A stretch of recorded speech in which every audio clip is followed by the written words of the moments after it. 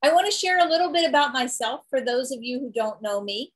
My name is Mara Walsh. I'm in the United States and specifically between Philadelphia and New York.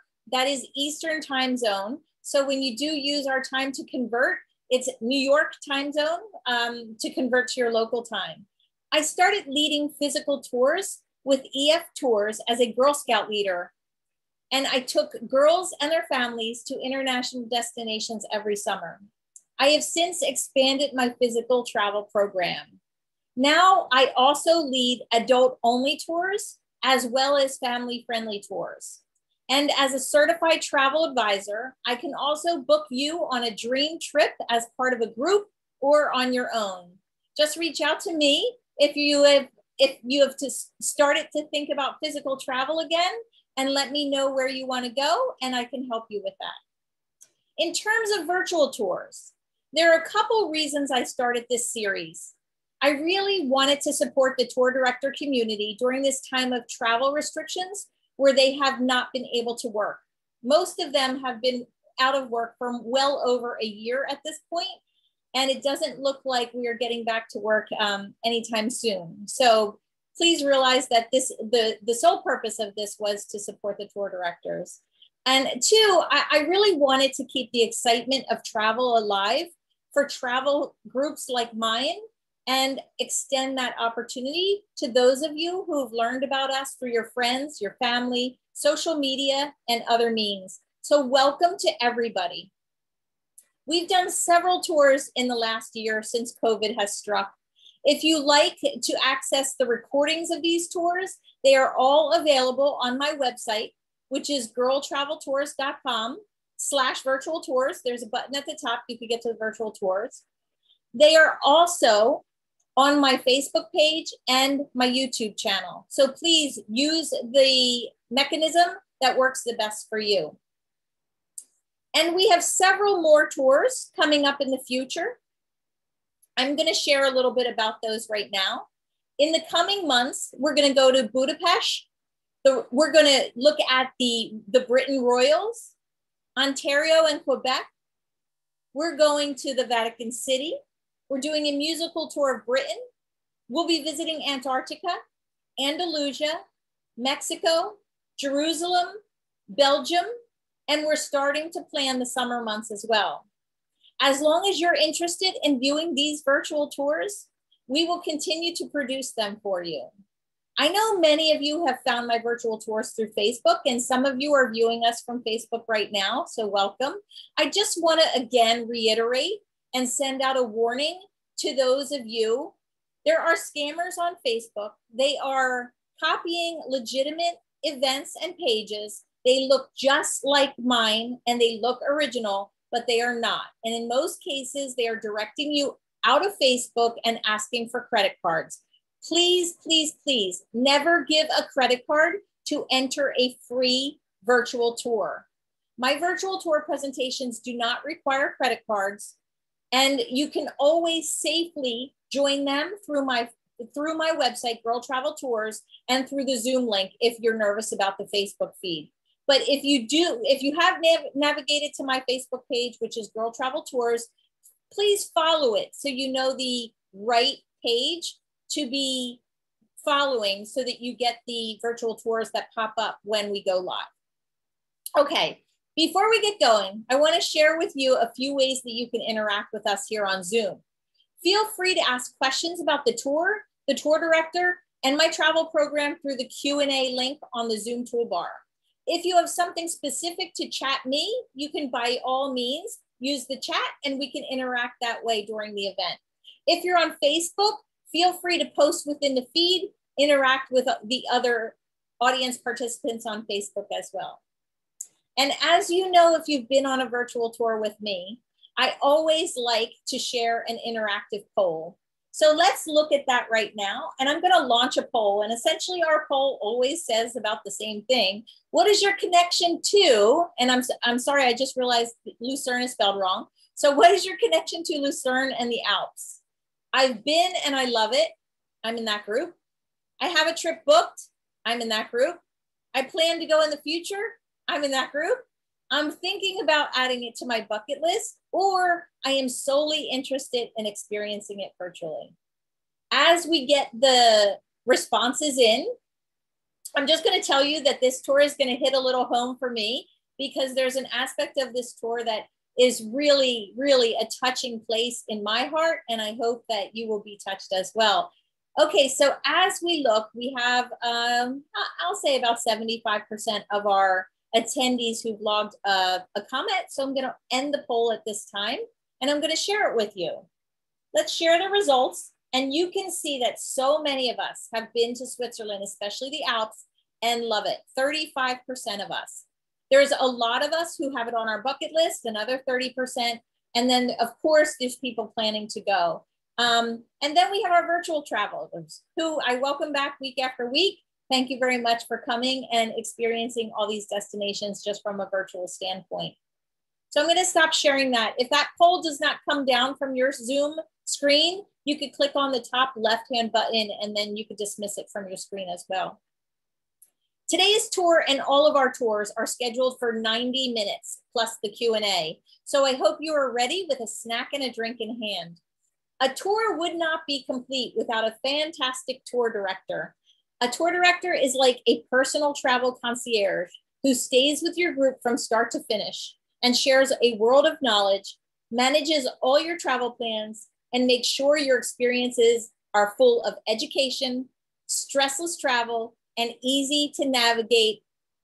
These are by far the most important people in our group. And if we're not traveling, our tour directors have not been working. I will share in the chat and also in the Q&A how you can tip the tour director if you're so inclined. All of the tips go directly to the tour director once collected, minus the Zoom operating expenses. Okay, so I'm hoping that this virtual tour will not only reignite our desire to travel, but also will allow our tour director to do what he does best, which is share his knowledge and passion for travel. I know that this tour director specifically is so excited to bring this tour to you. Today, we are lucky to have a tour director back for the second time this year. You may remember Raffaele from the tour in Vienna earlier. I think it was in the fall. But he also takes groups to Switzerland regularly and has a soft spot in his heart for the Swiss Alps. He is super knowledgeable about this region, and he can't wait to share his passion with all of us. I am honored to introduce you to and to hand over this event to my new friend, Raffaele, and an amazing tour director. If you are ready, Raffaele, you can come online, you can unmute yourself, and you can take the controls and share your screen. Hello, can you hear me? I can hear you. Hi, ciao Mara. Hello everybody. I'm so excited. So many people here live online. It's just amazing. Let me open my presentation and then I will. Okay, so here, let's see. So I think it should be fine. So hello everybody again. Thank you, Mara, for this opportunity to be here again online and to show you one of my favorite country. Just briefly about myself, my name is Raffaele. I am 38 years old. I come from Italy, but I live since many years in Austria, in Vienna. And since a few years, I'm leading tours as a tour director. And Switzerland has been always part of all my tours, basically, either just passing by or tours only in Switzerland. And I really love this country. It's a very unique place. And on this, and that's why I'm also very excited to be here, able to show you a little bit. Before we start, as the title also says, our focus will be on Lucerne and the Alps, but we will have also an overview about the country itself, its history, and some other very interesting cities, places you might want to visit if you come finally, hopefully soon, to Switzerland. And as I usually do also when I'm on tour with my groups, I always do kind of like a little brainstorming about what is Switzerland. And because Switzerland is rather a small country, but it has a lot of very iconic images, products, and so on. And I try to put them all together just to have a start. So first of all, of course, Switzerland is connected with mountains. We will see many of them during our tour today, but as well, Switzerland is food. We have the Swiss chocolate, the Swiss cheese. Maybe you didn't know, but also the muesli. If you use it or you eat it for breakfast, you should know now that it comes actually from here, the Bircher muesli, it's called, from Switzerland. Switzerland is also not only food, but also products. We have the very famous Swiss watches, the Swiss army knives, a beloved souvenir, I have to say. But as well, also it's a country full of traditions, not only products, but also a lot of traditions, which we will also see a few of them later on. And if we think about Switzerland, we think about money, definitely. It's not only because Switzerland has a lot of banks and businesses which have the seat here in this country, but also because Switzerland is rather an expensive country. So if you're planning to come on holiday, you definitely need to plan a kind of like a large budget for that, but it's worth of it, definitely. Switzerland is also famous for being the home country of many important organizations. First of all, we have the Red Cross, which was founded here in 1863 in Geneva. But not only the Red Cross, we have other ones such as Doctors Without Borders, the World Health Organization. In Geneva, there is also the United Nations are there. Also, the Olympic Games or the Olympic Committee has its base here in Switzerland. And Switzerland is not only all these organizations and big offices, but it also has quite a few particular figures, we can say, or persons. One above all is definitely Heidi. Heidi is a very famous book. This book was written at the end of the 19th century. This version of Heidi is the one I grew up with, let's say the manga version, the Japanese version. And maybe not everybody knows, but Switzerland is also the home country of this little guy here. You might recognize him, Alien, from the movies.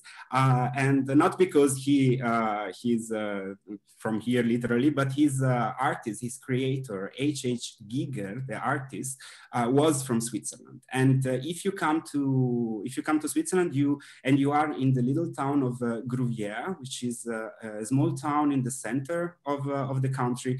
In the castle of town, you can find the museum of this artist, which is something you maybe do not expect to see in such a place. Very exciting also thing to do. So you see a lot of things. Switzerland has a lot of famous aspects, but let's start with the basics. Let's go back to the basics, we can say. And first of all, where is it? Switzerland, as I said, it's a rather small country here in the center of Europe. Although it's not part of the European community, it has the open borders, which means that people from the European Union, as well as also from the United States and many other countries, can enter Switzerland without problems. But it is not part of the Union itself, and it has roughly 8.5 million inhabitants. With quite not that many neighbors, we'd say, but a few. Starting from the south, my home country, Italy, here in the south, number one. Then we have to the west, we have France, Germany to the north, and to the east, we have Austria and Liechtenstein. And here it is Switzerland today, how it looks like. As you see, there are many kind of like states. These states here are called cantons. And Switzerland is made out of 26 cantons. It's a federal republic. And just for your information, to have an idea, here is Liechtenstein, or better, the Principality of Liechtenstein, which is a very tiny country. And it has a very interesting also connection with Switzerland, because these both countries, since the end of the First World War, they have a very strong relationship.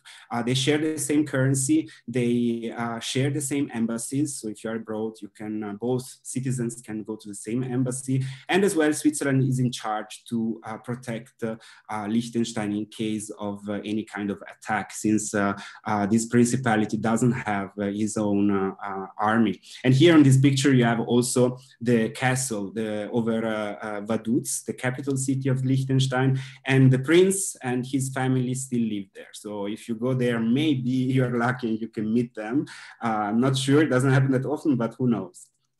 So but back to Switzerland. As I said, it's a federal republic, and the federal city, or the capital city, we can say, is Bern. Bern is here, as you can see, and it's not the largest city, but it is the place where you find the main institutions, political institutions.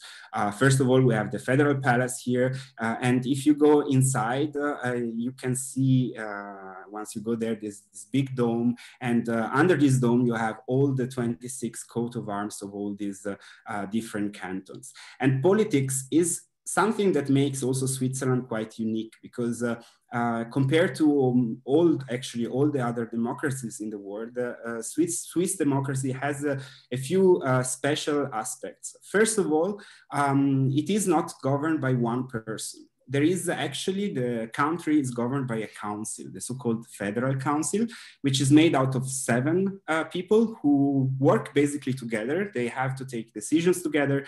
They have to, to do the changes together, laws together. And this was made actually in order not to give too much power in the hands of only one person. And if you count on this picture, there are 8 people, and it's not a mistake, but the one to the very right, this man, he is actually the so-called chancellor, and he doesn't have a proper political or role. He's more like a technical support, we can say, of this council in their work. And every year, one of these 7 is chosen to be also the president of the country for the official meetings or official events. So it's kind of like each year there is a new president out of this team. Another aspect of Swiss politics, which is also quite unique, is the so-called direct democracy. And this direct democracy is basically, it works like that all Swiss citizens at the age of 18 are allowed to vote. And Swiss, we can say they love to vote. Everything is, in order to do any kind of changes or so, they vote. And they also, it's kind of like easier in a way for normal citizens also to active participate in the politics through referendums, initiatives, and 4 times a year. There are like these votings for about local or foreign politics, or like kind of like it's a fixed appointment, we can say. And there is even one place in Appenzell here in the eastern part of the country where they still meet 4 times a year in the public square, in the main square, and they vote by raising hands. So here you can imagine, you can feel how much tradition is behind it. And the Swiss people are very proud also of this kind of democracy they have. And if you Google it, or like if you Google Switzerland, or like if you read something, you might also find the name Swiss Confederation, which is actually the other official name of this country. And many times you will find it in Latin. So Confederatio Helvetica. With the shortcut is CH, which is like all the websites are like with CH at the end. And the question is always kind of like, what is Helvetica? I mean, it doesn't sound really like Switzerland, or it's not really related to that. But in order to understand what it is or where it comes from, we have to go back before the Romans occupy this area of Europe. And here we found back then, there was this Celtic tribe, the so-called Helvetians. And so now you can understand where the name comes from. And also Helvetia is the female figure, personification of the country. So both names are official. And the other question that you might have is like, why is it in Latin? And one possible answer is that maybe they didn't want to choose one out of the 4 official languages to be the most important one. And this is because, as you can see here, it's a Swiss passport. There are 4 official languages in this country. We have German, we have French, we have Italian, and we have Romansh. And the English part, the English translation is only on the passport. It's not an official language, but this is actually how it is kind of like distributed, these 4 languages.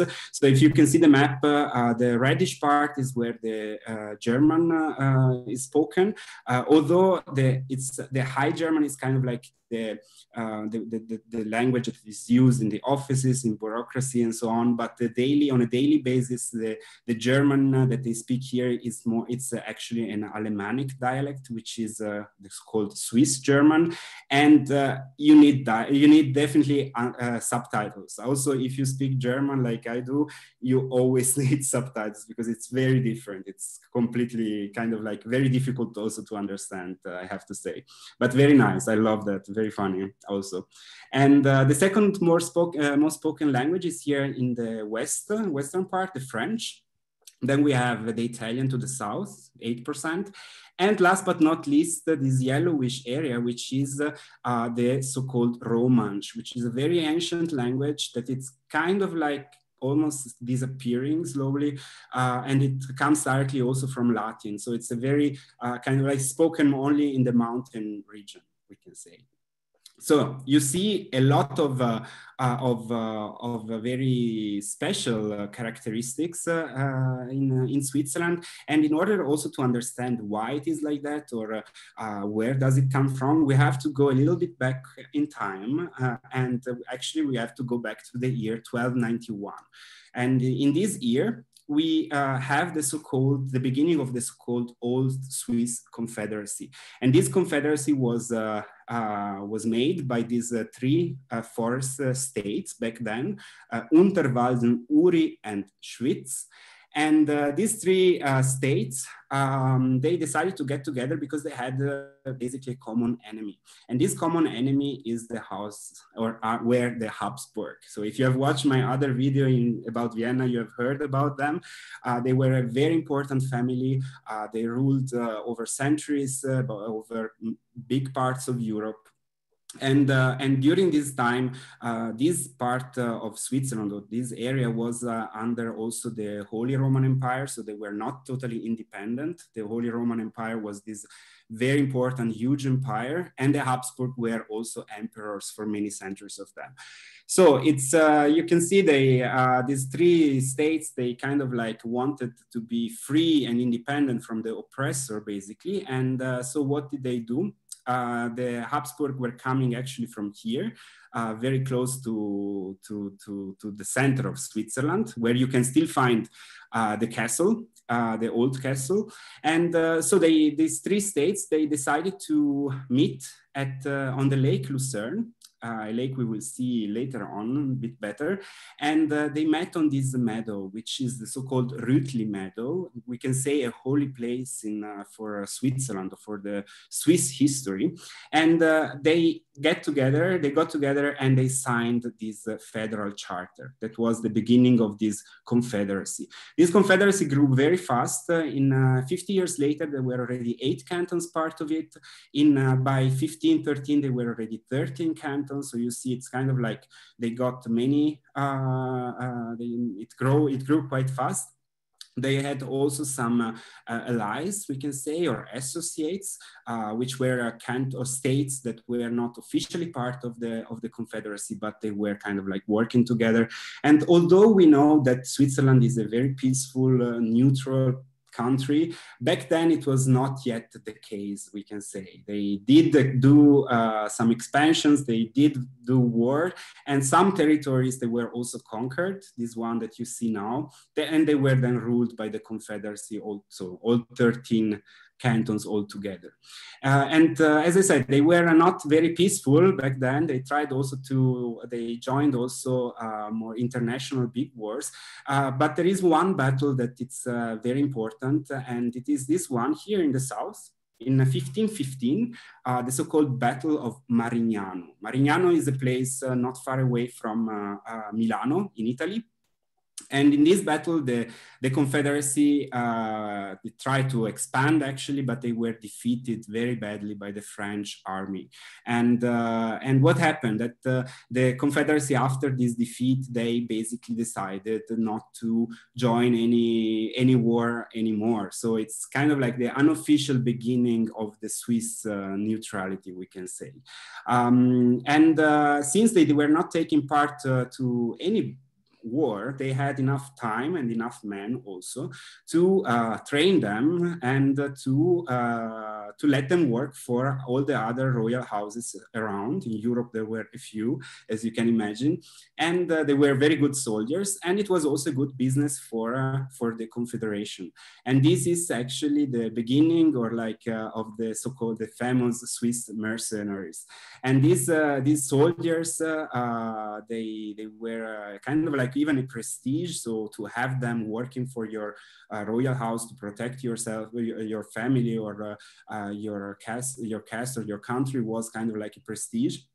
There is now it's not allowed anymore, even either. I mean, even if you're a Swiss person and you want to join a foreign army, you can risk even prison. So it's not something that you want to do if you're in Switzerland. But there is a place still in the world where you can still find them, and this is the Vatican in Rome. And here you have the guards, the Swiss guards. These guards are protecting the Pope since 1506. And this makes this army actually one of the oldest still working army in the world, which is also very fascinating. And if you go there, you cannot miss them because they have this beautiful outfit, very colorful. So it's kind of like also something we can say very, very unique.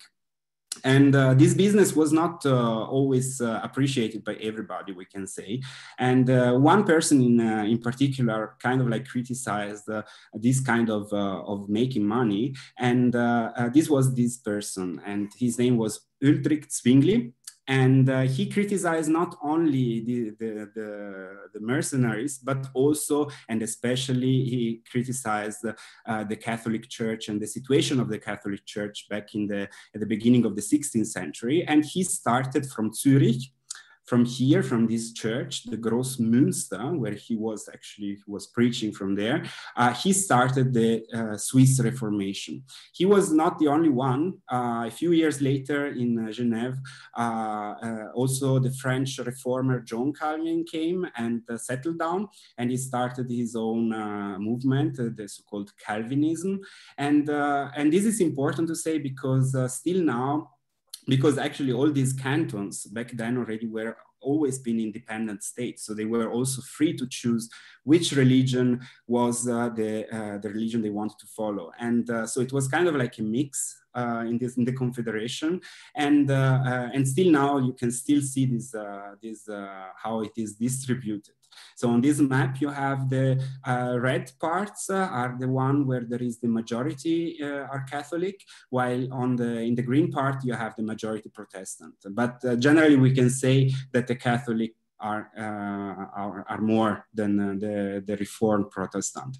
And these religion problems or differences were also a reason for more battles, because I mentioned that since 1515, the Confederacy didn't join or didn't take part to any war, but this doesn't mean that they didn't have battles and war on their own Swiss ground territory. So, there is one very important actually that I would like to mention is this one in 1847, the so-called Sonderbund War, which was a civil war the pink part, which were this Sonderbund, which were the Catholic cantons, and the green part, which were then actually then the federal, but the Reformed Protestant. It was a very short one, very quick, few casualties. It was just nothing too big, but this is interesting because this is actually the last battle that was fought on Swiss ground, which means that if you know what happened, I mean, I'm sure you know what happened in Europe throughout the 20th century. This means that in Switzerland managed to stay outside of 2 world wars, although all around the war just went crazy, completely crazy. And this war also was won at the end by the Confederates, so by the Protestant, and this led to the birth of the federal state as we know it now.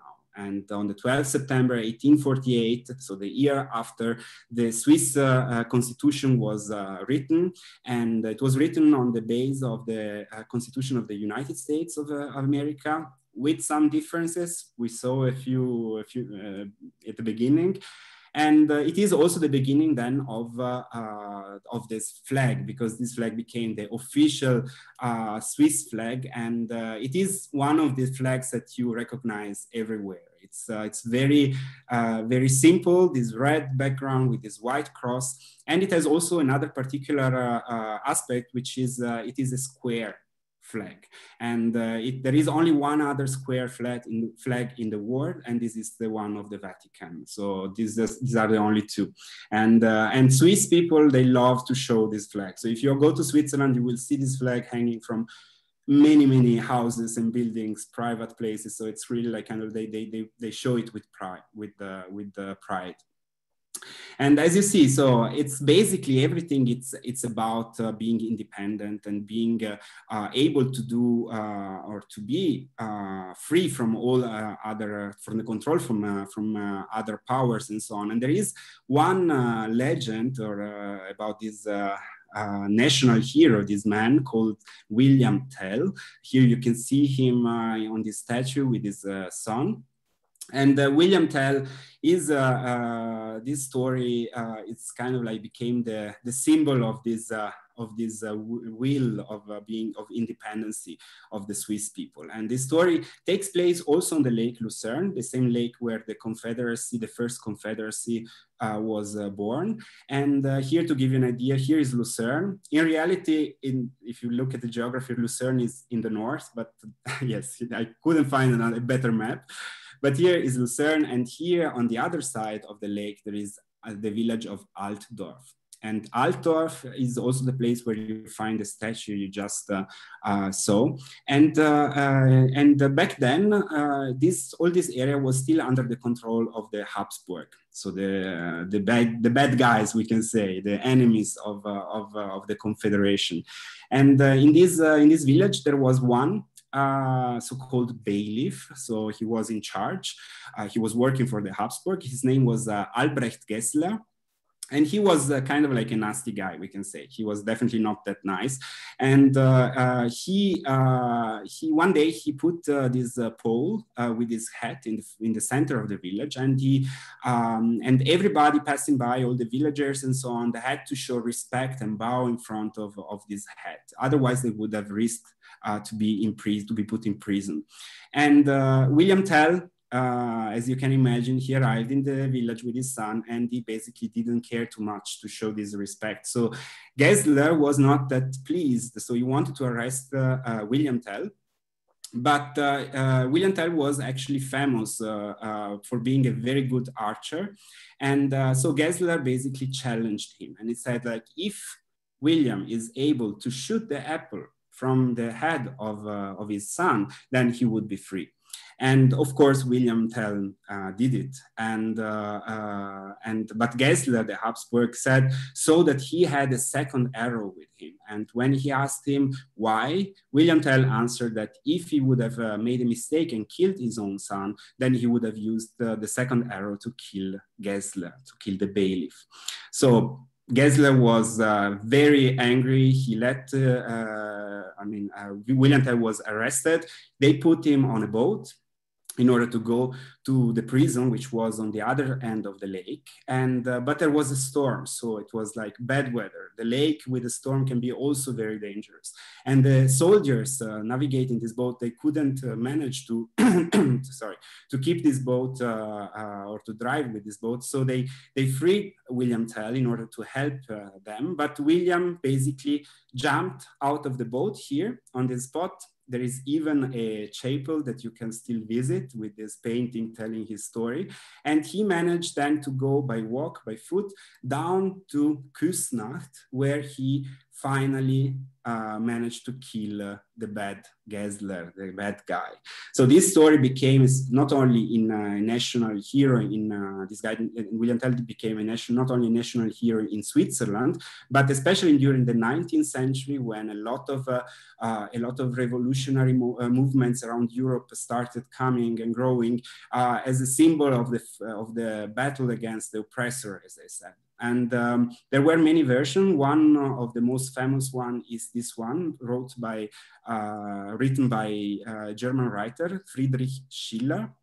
And based on this book, on this version, an Italian composer, Gioacchino Rossini, wrote an opera. And I would like to play you a very short, so I have just to, okay, here, just a little part of it.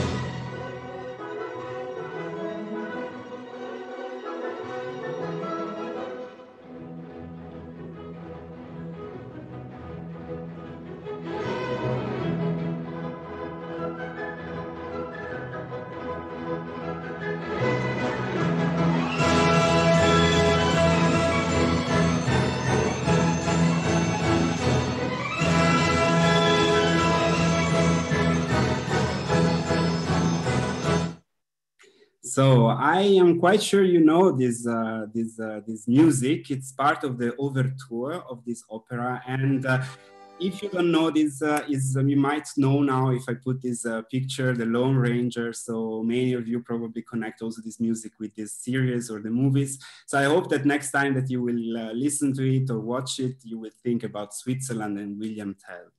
And as you have heard, also this story took place on a lake. Switzerland is a land of water. Water is definitely an element that it's very present in all the parts of the country. Here is the Lake Lucerne. We will come back in a moment, and here is also Lucerne. But we can say that in Switzerland, there are about 1,500 lakes. Actually, there are up to 7,000 if we count really literally every single water surface, but 1,500 are proper lakes. And what is also interesting is that 6% of Europe's freshwater reserves are from here. So it's a lot of water, and and especially the lakes, as you can imagine, are one of the very famous or very beautiful aspect of this country. The largest ones are shared with the neighbors, we can say. Starting here to the southwest, we have the Lake Geneva. It's a beautiful lake shared with France. And this lake, as you can see, you have the mountains, the Alps in the back. They have most of these lakes have also a lot of vineyards around, so on the shores. It's just beautiful. And on this lake, we have the city, the very famous city of Genève. Here it is, a bird view. with this water stream, the Jet 2, which was opened, or the first version of it, in 1891. And Geneva is the second largest city in Switzerland, and it has a beautiful old town. It's really like nice to explore, nice square, churches, of course the lake shore, and you might also find the so-called Reformation Wall by exploring, where you can meet also John Calvin, the reformer I mentioned a few minutes ago.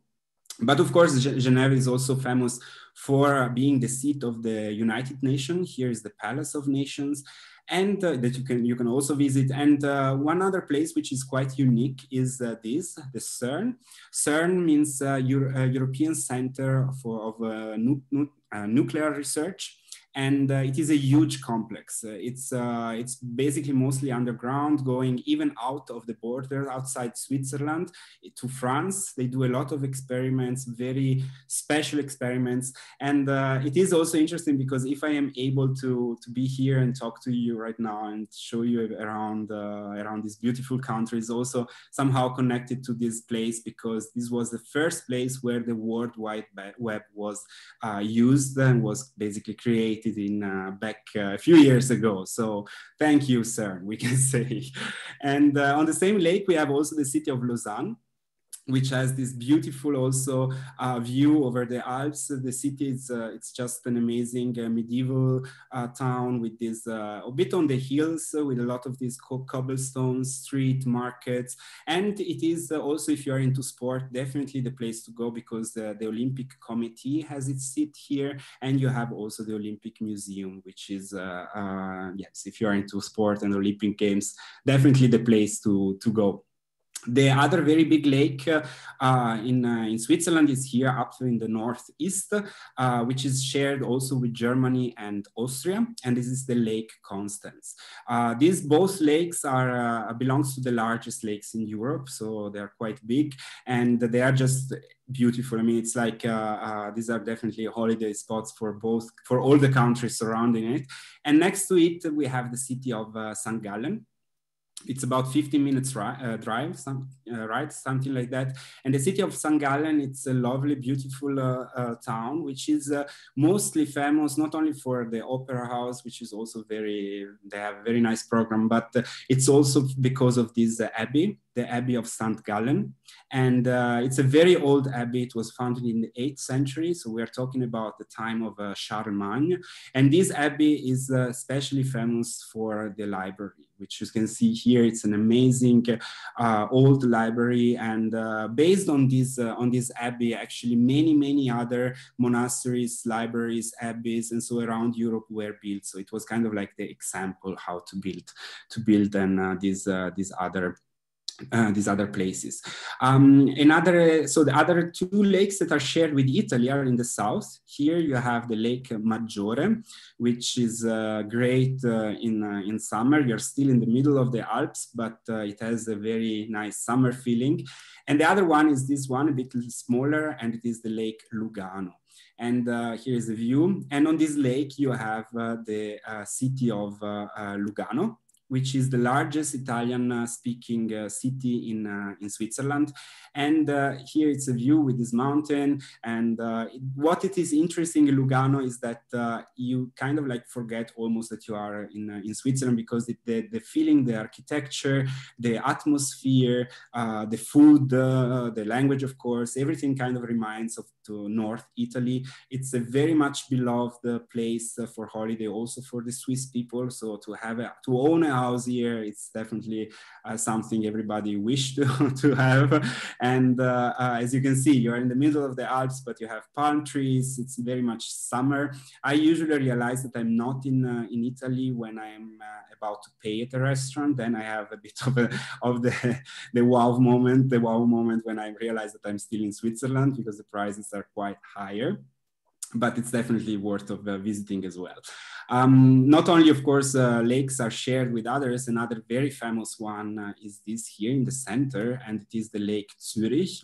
The Lake Zurich is it's a beautiful lake, as you can see, also right before the Alps. So you have this view. If the weather is nice, you have great, amazing views.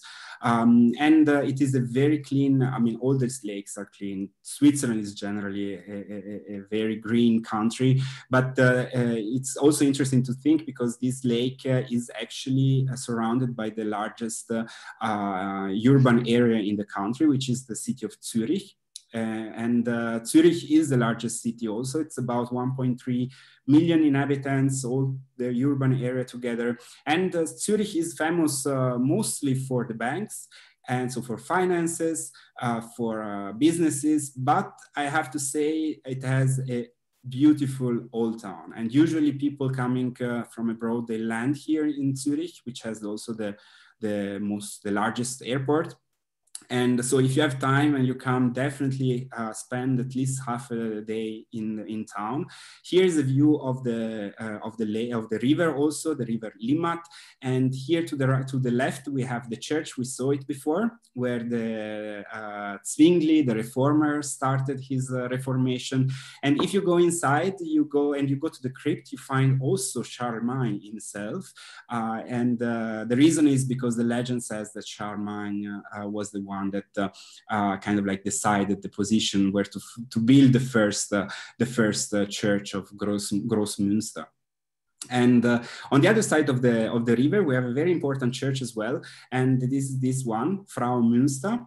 And it's definitely worth visiting also because of these painted stained glasses by the artist Marc Chagall, a very important artist from the 70s, 1970s. So as you see, it's like definitely some two things that you should do. But if you have time, just go around and have a stroll, have a walk, because the city center is lovely. It's perfect for shopping. If you have the money to do shopping in Switzerland, Zurich is definitely the place to be. Here it's, for example, the main shopping street with the train station at the end. And after all this sightseeing shopping, I really suggest you to go up this little hill. The Lindenhof is called. And first of all, because you have a great view of the city, but also because it's the very beginning of the town. So Zurich basically started up on this hill. The largest lake actually only on Swiss ground is this one, Lake Neuchâtel. Again, you have this beautiful wine and vineyards and the mountains in the back. And next to it, you have a smaller lake, which is also extremely cute and beautiful, like everything actually. We'll use this adjective many times on this tour because Switzerland is just lovely and gorgeous. And here you see also with this island and in winter as well, it's worth visiting. But it's I wanted to mention it because on its shore you have the city of the town of Biel or Bienne. It has two names because they have French and German as main language. And this city is, as you see, it's a beautiful medieval town. But it is interesting because it is in a position in an area which is actually famous for the watch industry, so the watchmaking industry. And together with a few other places, such as, for example, Chaux de Fonds or Le Locle, you can find, if you are there and if you are into watches or clocks, you definitely will find a lot of museums to see. So it's they are still producing many also small factories are there producing watches. So it's really like this area, it's specialized in that. Water is not only lakes, water is also can be also river. The federal capital city Bern doesn't have a lake, but has this this river, the Aare, and here you have a view. It's like the old town is surrounded by this river. I personally love Bern. It's one of my favorite actually city in Switzerland. Here you have again the Federal Palace, and I love it because it's not too big, but it has it's about like 400,000 inhabitants, all the urban area, but it has this beautiful, this great actually tower still existing. The cathedral is the tallest cathedral in the country. It's this gorgeous Bern Minster from the 15th century. And also inside it is, as you can imagine, it's a reformed church, because there are not that many, or actually there are no decorations at all. Basically, it's quite empty, we can say like that. And also Bern is also interesting to mention, because Albert Einstein lived here for 2 years, and while he was staying here, he wrote his theory of the relativity. And if you're walking around, you might find him waiting for you on this bench, waiting to have a chat. Or you can also visit his house there. So, and he's not the only VIP, we could say, that we can meet in Bern, because on the other side of the river, you can also find this little guy, and he is the bear. Bear is the symbol of the city, and right on the other side of the old town, you have this area that you can just visit. They live here, and they swim in the river. They enjoy their time. They have definitely a great view as well. But they are not the only one swimming in the river Are, because actually we can say that going with the flow, or go with the flow, is a typical activity that the people in Bern love to do in summer. So as you can see here, they really love to just jump inside and literally swim with the river. So if you can swim and it's hot and you are there, just give it a try. It's another way of experience a city, definitely.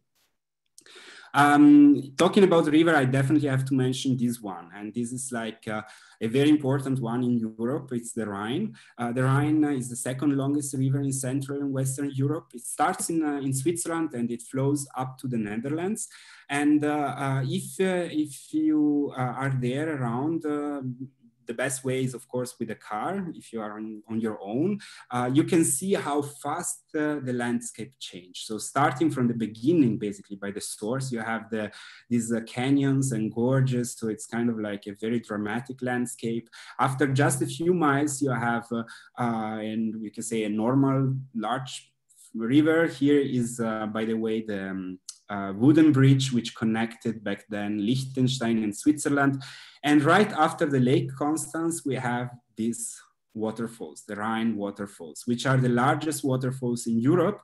And it is just amazing, because you can, the best way to experience them, in my opinion, is to buy this ticket. It's about 5 francs, Swiss francs, if I'm not wrong. You enter this castle, the Schloss Laufen, and you go basically down there, and this is what you can see. It is just like basically you touch the waterfalls. It's just majestic. I know that in the world there are a lot of larger also waterfalls, but as a European, I'm not that used to have them around, and every time I go there, it's just impressive how powerful they are. So it's definitely a stop that you should do.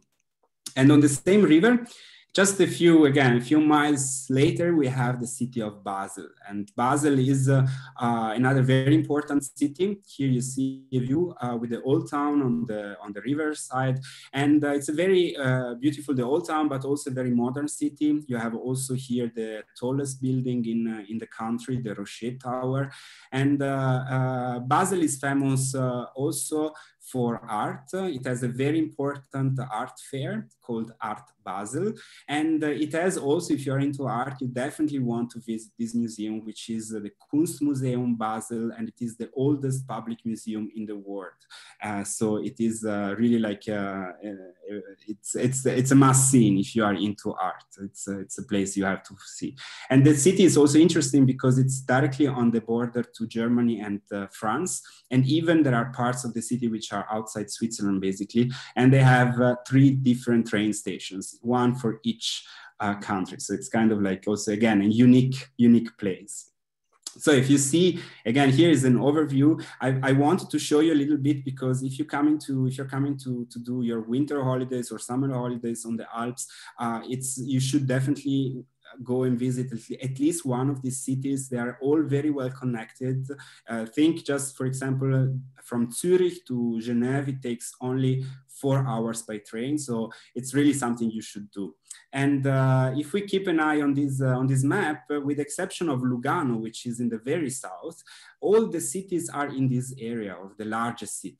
And this is the area which is called the Swiss Plateau.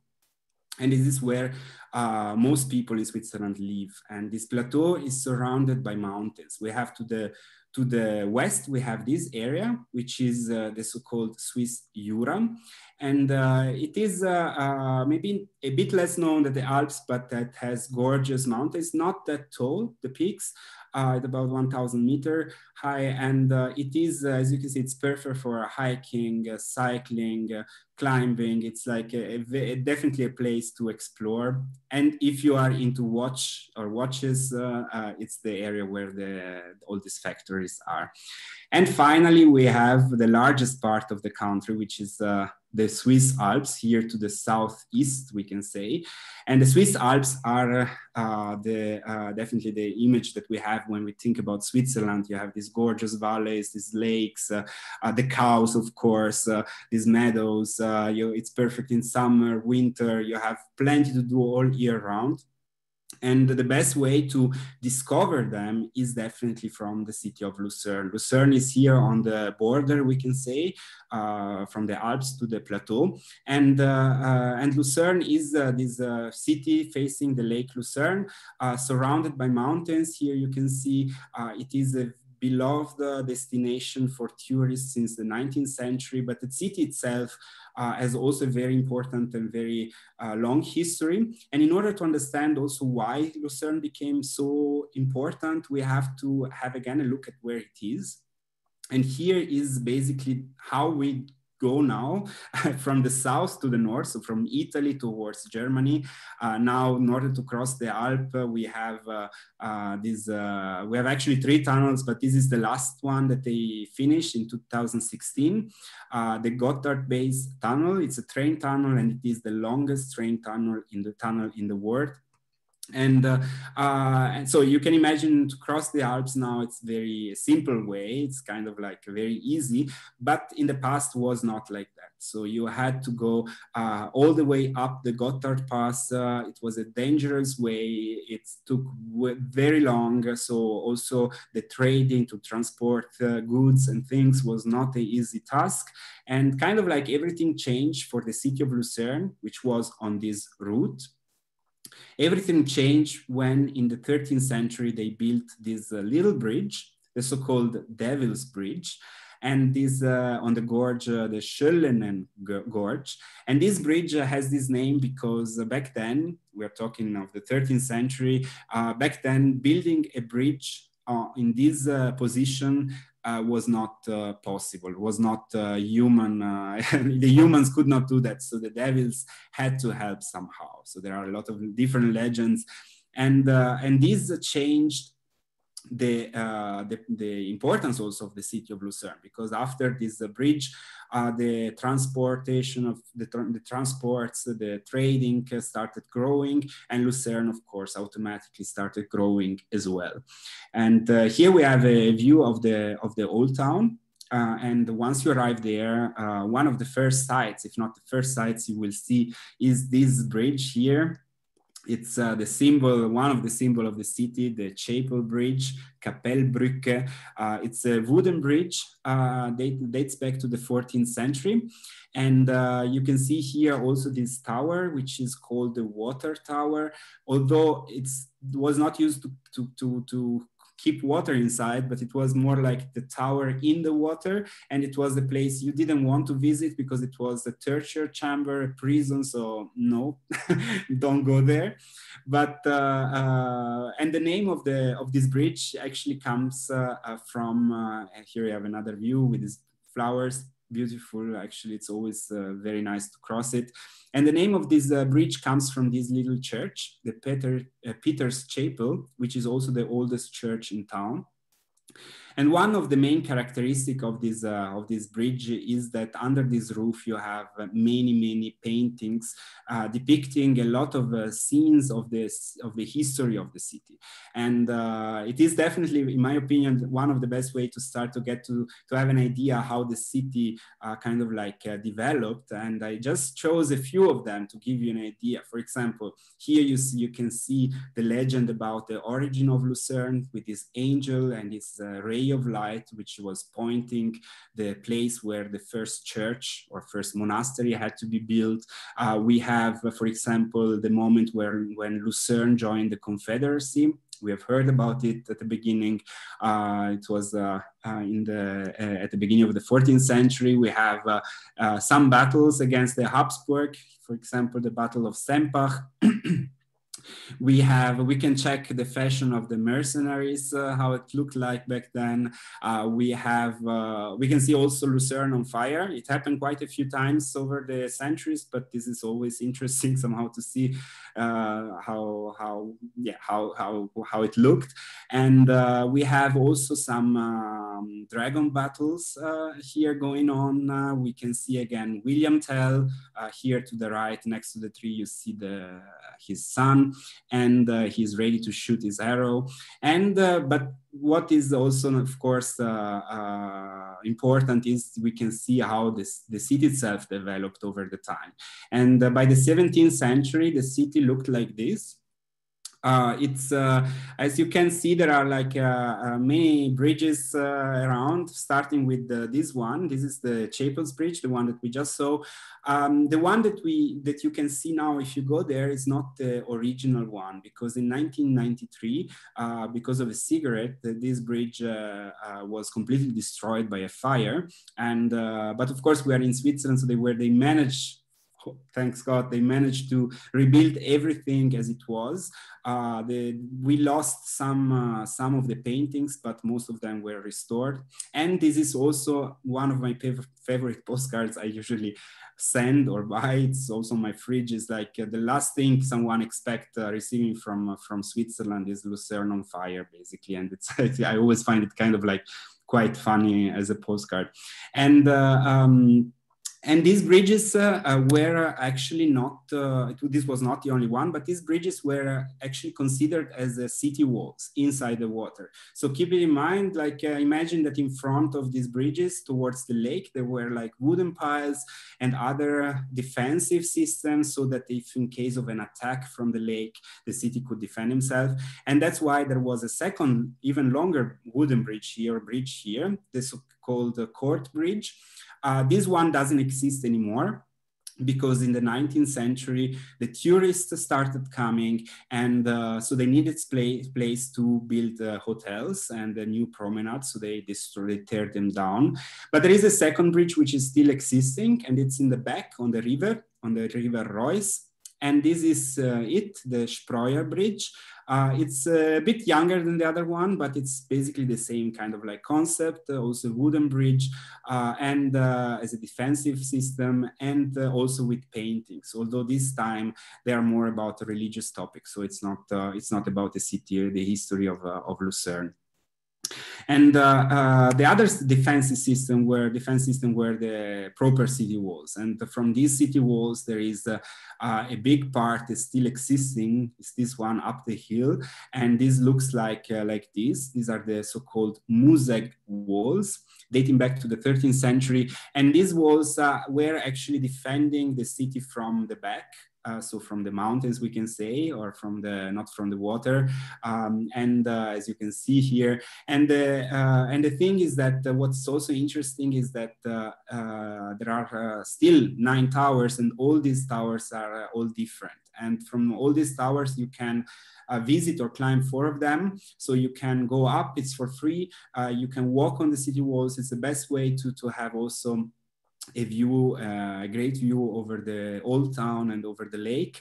And one tower is also quite special, is this one here, the one with this clock, the Zit Tower, the Zit Turm actually. And this clock is particular because this is the clock that all the fishermen on the lake were kind of like seeing from far away. And since it became so important and so special, it's the only clock in town that is allowed to strike the hour 1 minute before all other clocks and watches around. So it's kind of like we can say a VIP clock also, yeah. We can say it like that. And once you go down from the city walls, you are basically next to the other symbol of Lucerne, together with the Chapel Bridge. Definitely, the Lion of Lucerne is the very famous, very well-known monument. This lion was designed by a Danish artist called Bertel Thorvaldsen in 1821, and this lion was commissioned by the people of Lucerne, the citizen of Lucerne, in order to commemorate the many Swiss guards which were killed in a very dramatic event. And this event took place during the French Revolution actually on 10th of August in 1792. The people in France attacked the royal palace. They conquered it actually. The royal family was able to escape, as you know, not for long, but during this, while they were defending, more than 700 Swiss guards were killed and died. So it was a huge massacre, we can say, and the people of Lucerne decided to make this monument, and this is how it looks like. It's this very powerful, strong lion, this animal which is actually dying, as you can see, and he's wounded, and he's laying on this shield with this French flower, and next to it there is the shield with the Swiss cross, and even and on the top of it also there is also this Latin inscription, which says basically to the bravery and fidelity of the Swiss peoples. It was dedicated to them. And even Mark Twain, the writer Mark Twain, he traveled through big parts of Europe in the 18th century, and he stayed also here in Lucerne, and he wrote in his book, A Tramp Abroad, he wrote that he described this lion as one of the most moving piece of rock in the world. So it is definitely, it looks on the picture not too big, but once you are there, it's really impressive moment. And one little side history connected to that is that actually, it seemed that the people in Lucerne didn't have actually the money to pay the artists. So Thorvaldsen, when he realized that he had maybe some money problems to get his payment, he decided to change a little bit the project. And since he didn't want to change the lion itself because of respect towards the victims, towards all the 700 Swiss guards, he changed the shape of the surrounding of the lion. And that's why when it became the so-called pig of Lucerne as well. So if you go there, keep an eye open for both animals. So it's like, when they finish it, they didn't realize until it was done, we can say like that. Once you leave from there, it's on the way towards the lake. One very special place also is this building, is the so-called Bourbaki Panorama. And in order to understand the importance of this building, you have to think that in the 19th century, there was no cinema, there was no Netflix, there was no internet, there was no TV. So this was kind of like the closest thing to a three-dimensional experience in a way. It's a huge painting. It's about 112 meters long, so 370 feet almost. And this painting depicts actually an event of the war, the Franco-Prussian War. But what it is interesting is that on this painting is the first time that we can see the Red Cross in action. The Red Cross, I mentioned, it was founded in 1863, so just a few years before this painting. And so it's the kind of like the first document or painted document of what they were doing on the battlefield, we can say.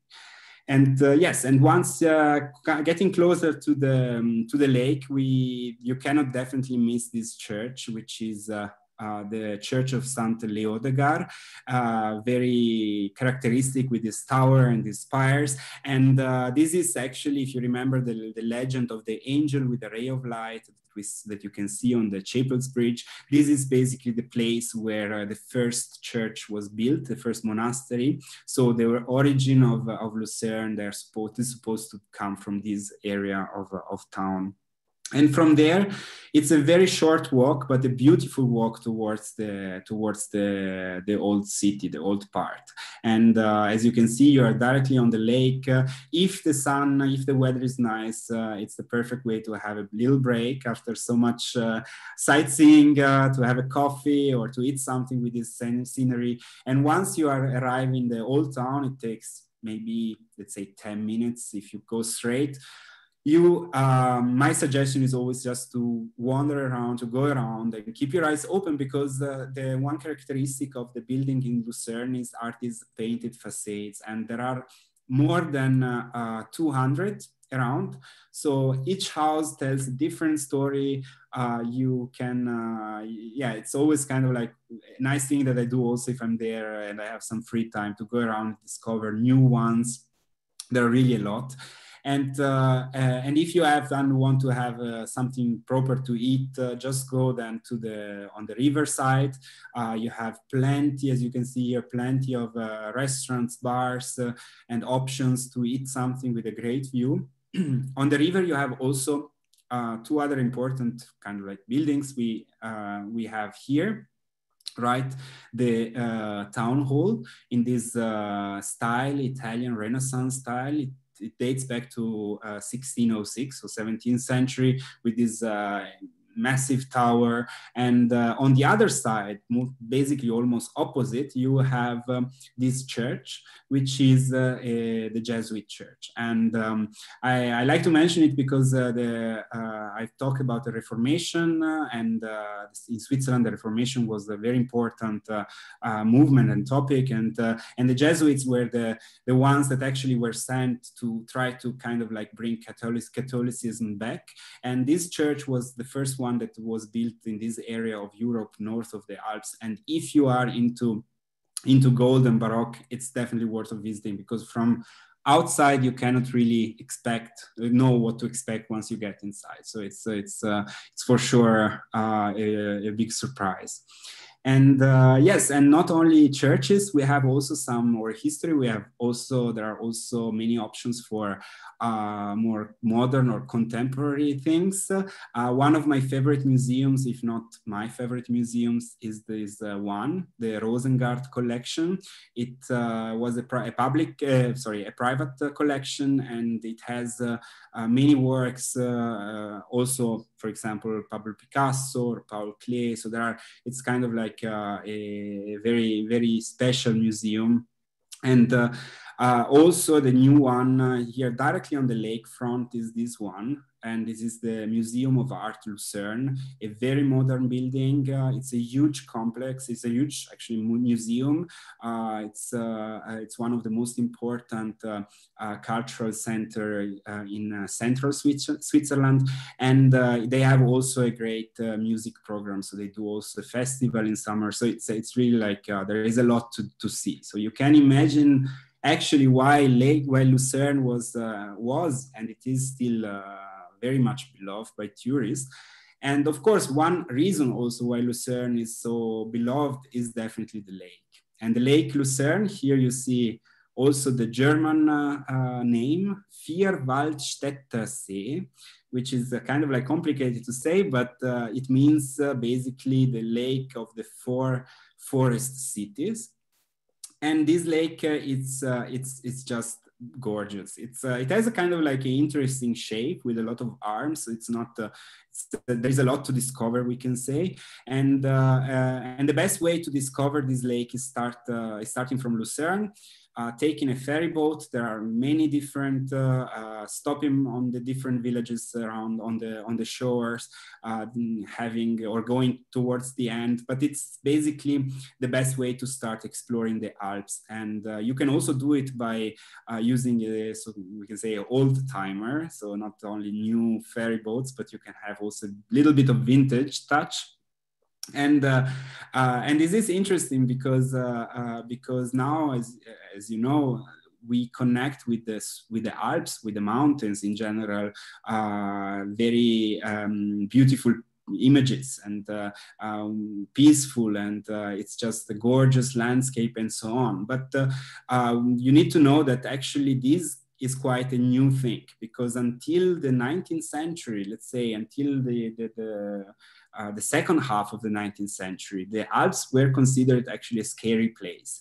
So it was a place where a lot of monsters, dragons, witches were there. So people kind of like stayed away from that. They were observing them from far away, we can say. Things started changing then already by the end of the 18th century, when scientists started going a bit up to study these mountains. But the big change happened actually then during the so-called golden age of alpinism. And this golden age of alpinism was, we have to thank mostly British rich people, we can say, or British alpinists. And it changed everything. It was kind of like this era, this age started with this mountain here, the Wetterhorn. Here you have a view. And this Wetterhorn was climbed, the peak, in 1854 by this British guy, Sir Alfred Wills. And what happened, that when he came back, he wrote a book, the one that you see here. And this kind of like created even more the hype about the Swiss mountains. You have to keep in mind that back then, these areas, as I said, were kind of like very wild, unexplored. All these mountains peaks were not, were kind of like not known, and people started coming here, and it was kind of like a mountain, a race to be the first to climb all these peaks. And in the 11 years after this book, most of the highest, of the tallest mountains were then climbed, starting with the Monte Rosa here, the Dufour peak. It's also the highest peak in Switzerland, and going on. It's just, I just selected a few of them. There are way more. So it was kind of like really everybody want to be the first to be up there, to be famous for that. It was alpinism as a sport, kind of like became very popular in Britain. And as you can see, this mountain looks still now very dangerous and very scary. So back then, with almost no technology, was even more crazy actually to go up there. But you know, humankind is always very curious. And yes, and it goes on over the years. And this age, this golden age ended with this mountain here, the Matterhorn. The Matterhorn is, as you can see, is right on the border between Switzerland and Italy, and looks like this. It is the most iconic mountain in Switzerland, and not only. It's one of the most recognizable peak around the world. It's also one of the most dangerous one. And you can also, if you're into chocolate and you eat Toblerone or Toblerone, you can recognize it on the packaging. And this Matterhorn was finally, as you can see here, it looks almost impossible to be climbed, and was finally in 1865. This man, Edward Whymper, again from Britain, he was obsessed with this mountain, and he tried in the past already 7 times to climb it without success. He wanted just to be the first one and to be famous and be a kind of like part then of the high society after this success. So he managed to put together a team of 7 people. Two were local guides from here, from Switzerland, and the other were other alpinism. There was even a lord, a relative of the Queen Victoria, and they started going up. On the 14th of July, 1865, they managed to be up on the mountain. The first, they were even faster than another team that was on the Italian side and tried to be the first, but Edward won the race, we can say. And the problem started then when they were coming back, because four of the team fell down and died, and this was a huge scandal, a huge story. All the newspaper back then started talking about this tragedy, and kind of like started also bringing a lot of people to this place, especially to Zermatt. Zermatt is the village below the Matterhorn. And if you go there, you can see, again, you can see Edward Whymper on the hotel, on the wall of the hotel where he started his adventure. And also a special place that you can find in Zermatt is this cemetery, the so-called Mountaineers Cemetery, where you can actually read the stories or the name of many people that tried and perished while climbing this dangerous mountain. And keep in mind, just to give you some numbers, until more or less now, there are about 600 people died trying to climb the Matterhorn. It's really a dangerous one. And kind of like this tragedy changed everything, because people realized that climbing, it's not only a sport, but it can be dangerous. Even the Queen Victoria thought for a while to make climbing or alpinism illegal, since a relative of her died during this climbing.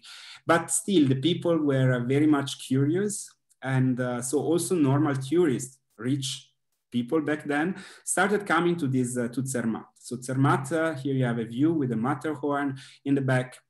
Zermatt started growing. So people wanted to see the places where this tragedy happened. They wanted to go up the mountain. And now Zermatt is a very famous mountain town. It's one of the most famous one, actually. You can find basically everything, but the part I prefer is definitely the oldest part, which is a bit hidden, where you can still find all these older houses.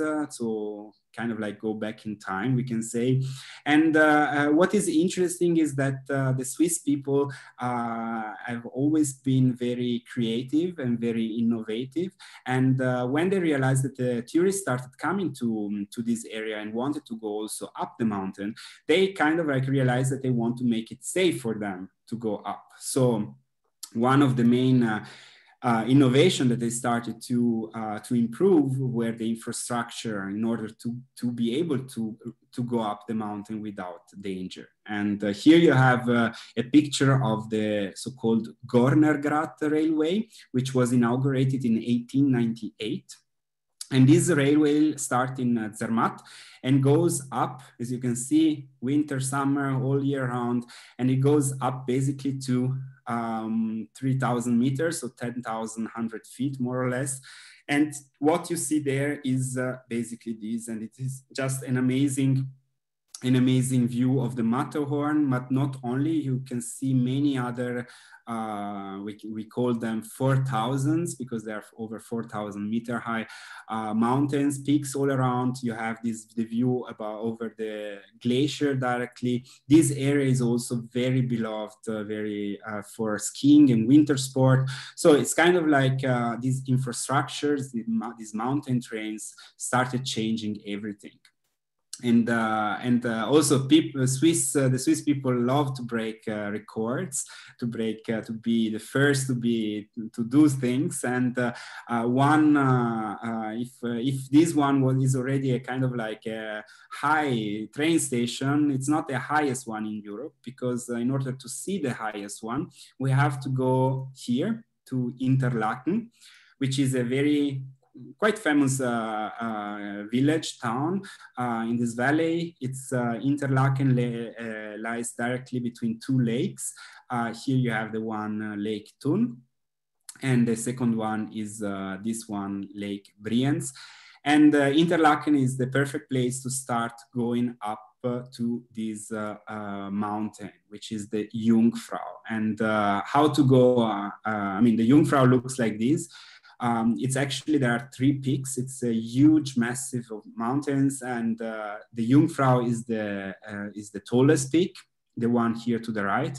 And how to go up there? That's again the question. Of course, by train. And here you have the Jungfrau Railway, which was inaugurated in 1912, and it's not that panoramic as the other one that we just saw, because most of the time you are inside tunnels, inside the mountain. But once you arrive up, this is where you are in the Jungfrau Joch, the so-called rooftop of Europe. And if the weather is nice, you have an amazing view. You are really over all these mountains. It's just an amazing experience. And just to give you an idea where it is, this is there. So it's what makes me always, what I find very fascinating is just that over 100 years ago, people were able to build a huge tunnel to bring just people up there in the middle of the mountains, which is just amazing, actually. And talking about record breaking, the oldest one, the oldest mountain train in Europe is actually close to Lucerne. We have to go back to Lucerne, and it's on the mountain Rigi. And in order to go there, the best way, I mean, there are different ways, but one of my favorite is, if not my favorite, is to catch a boat, a ferry boat from Lucerne, arrive in this lovely village of Witznau, and from Witznau you catch the Rigi Railway that was inaugurated in 1871. And it goes up during summer days, so all year round. It's also great if the weather is not nice, since the mountain is not too tall, too high. Also up there, you can kind of still enjoy it, also if the weather is not the best one. But as I said, although it's not the tallest mountain, it has a great view. It has a view. Here is again the little train going up. And this is what you will see at the top. As you can see, it's not as tall as the other peaks that we have seen so far. But if the weather is nice, you have a view basically from Zurich almost towards the Alps, over the Lake Lucerne, over the plateau, Swiss plateau. So it's just an amazing place. And it's called the Queen of the Mountains. And maybe, I'm not sure, but maybe the name comes also because in 1868, even Queen Victoria went up there. The same that wanted the climbing as a sport, the alpinism, to forbid it. But she stayed actually 1 month in Lucerne on holiday. And she went up the Rigi mountain. But she went actually before the train was inaugurated. So she went up all in the old school way, so with horses. I don't know what she was wearing going up. I guess something probably similar like that. But definitely she enjoyed that, and she visited also many other places around the Alps. So she, as I said, she spent quite a long time in Lucerne. So she explored a lot. Another record-breaking train is also very close to Lucerne, and it is on the Mount Pilatus. This mountain is, here is the view from the Rigi, actually, in the morning. And this mountain is right behind Lucerne. So it's kind of like we can say the private mountain of Lucerne. There are different ways to go up. The one that I usually try to do is always to catch a ferry boat from Lucerne, arrive to this place, which is called Alpnachstadt. And from here, you can catch the Pilatus Bahn, the Pilatus Railway. And on this picture, you can see also the dragon, which is the symbol of the mountain, supposed to have lived there, maybe it's still living there, this dragon. But the thing is that once you catch this train, it looks kind of like, okay, these red little wagons. It starts in a normal way, we can say, but actually very quick, it gets kind of like very steep. And if you are inside the wagon, you don't really realize, but once you see the picture from the outside, it's kind of scary. It goes up with it's the steepest actually rack railway in the world, with a maximal gradient of 48%. So it's really like crazy actually, if you think. And once you arrive up there, this is what you can see if you're lucky, because Mountain Pilatus, with my experience, there is always a lot of fog. So you have to be a bit lucky. But if you're lucky, the view, it's amazing. It's there is a hotel, restaurant, like on all the mountains in Switzerland, on the top, there is always a restaurant and a hotel. But as you see, it's if you're lucky, you can see you can have a view basically over all the Alps as well here, or over of the Lucerne Valley. And the thing, the way to go down is then one option, or the one that I do, is then taking this cable car, which is also, of course, a nice experience. And if you have time, and the weather is nice, definitely stop to have a little slide down, because this is also something that you cannot do everywhere. So you see, if you're in Lucerne, one full day on Mountain Pilatus is definitely worth doing it, definitely. And yes, and not only this kind of like mountain trains. I mean, the Swiss people created a lot of ways to go up the mountains. One other example is about half an hour from Lucerne, from the town of Engelberg. And here, how it looks like is this lovely little town in this valley, very well connected to Lucerne. There is also a train coming. So basically in Switzerland, with the train, you can go everywhere, we can say. But the town is famous not only for being cute, but also for having this abbey, which is quite an old one, was founded in 1120, so 12th century, and they still produce cheese. So if you are there, there is a little shop, you don't want to miss that if you're into cheese. And this is also Engelberg is also the best place to start exploring the mountain called Titlis, which is the tallest mountain here around Lucerne in this area. Here is the peak at 3,200 meters more or less, so 10,600 feet. And the way to go up is to take this cable car, which is allegedly it's actually the first rotating cable car in the world, which means that on the way, so starting from the village going up, during this time, this cable car is also rotating 360 degrees. So it's kind of like an extra experience. And once you arrive there, what I really like about Titlis is that there is basically always snow. So it doesn't matter if you're in August, if you're in July, and so on, you have always snow. And you can also visit a glacier. So you can go and walk through it, touch it. It's just the colors, and it's perfect to take pictures, this glacier. And you can enjoy the snow and everything. And among other things that you can do, definitely this walk is something you don't want to miss, is the so-called Titlis Cliff Walk. And it is the highest suspended bridge in Europe, at actually almost 10,000 feet, 3,000 meters high. So you see many ways to go up, and some.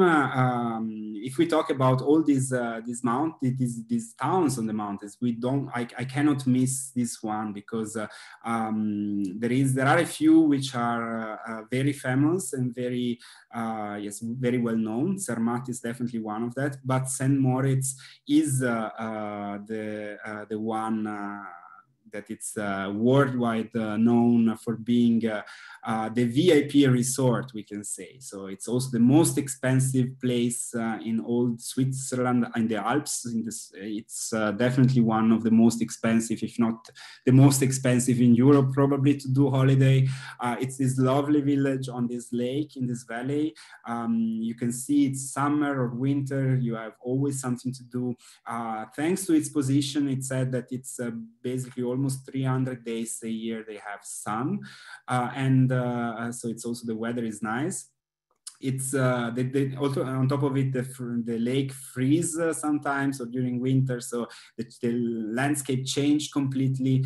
There is a great winter ski resort, so you can enjoy the mountains and do your sport in a great setting. And definitely you want to enjoy your après ski aperitif or drinks. It's really like the place to be if you the jet set place to be, we can say. And also, as I said, the lake freeze also, and there is even on the lake one very special horse race, which is this one on the frozen lake. So on top of it, so it's there is plenty to do here.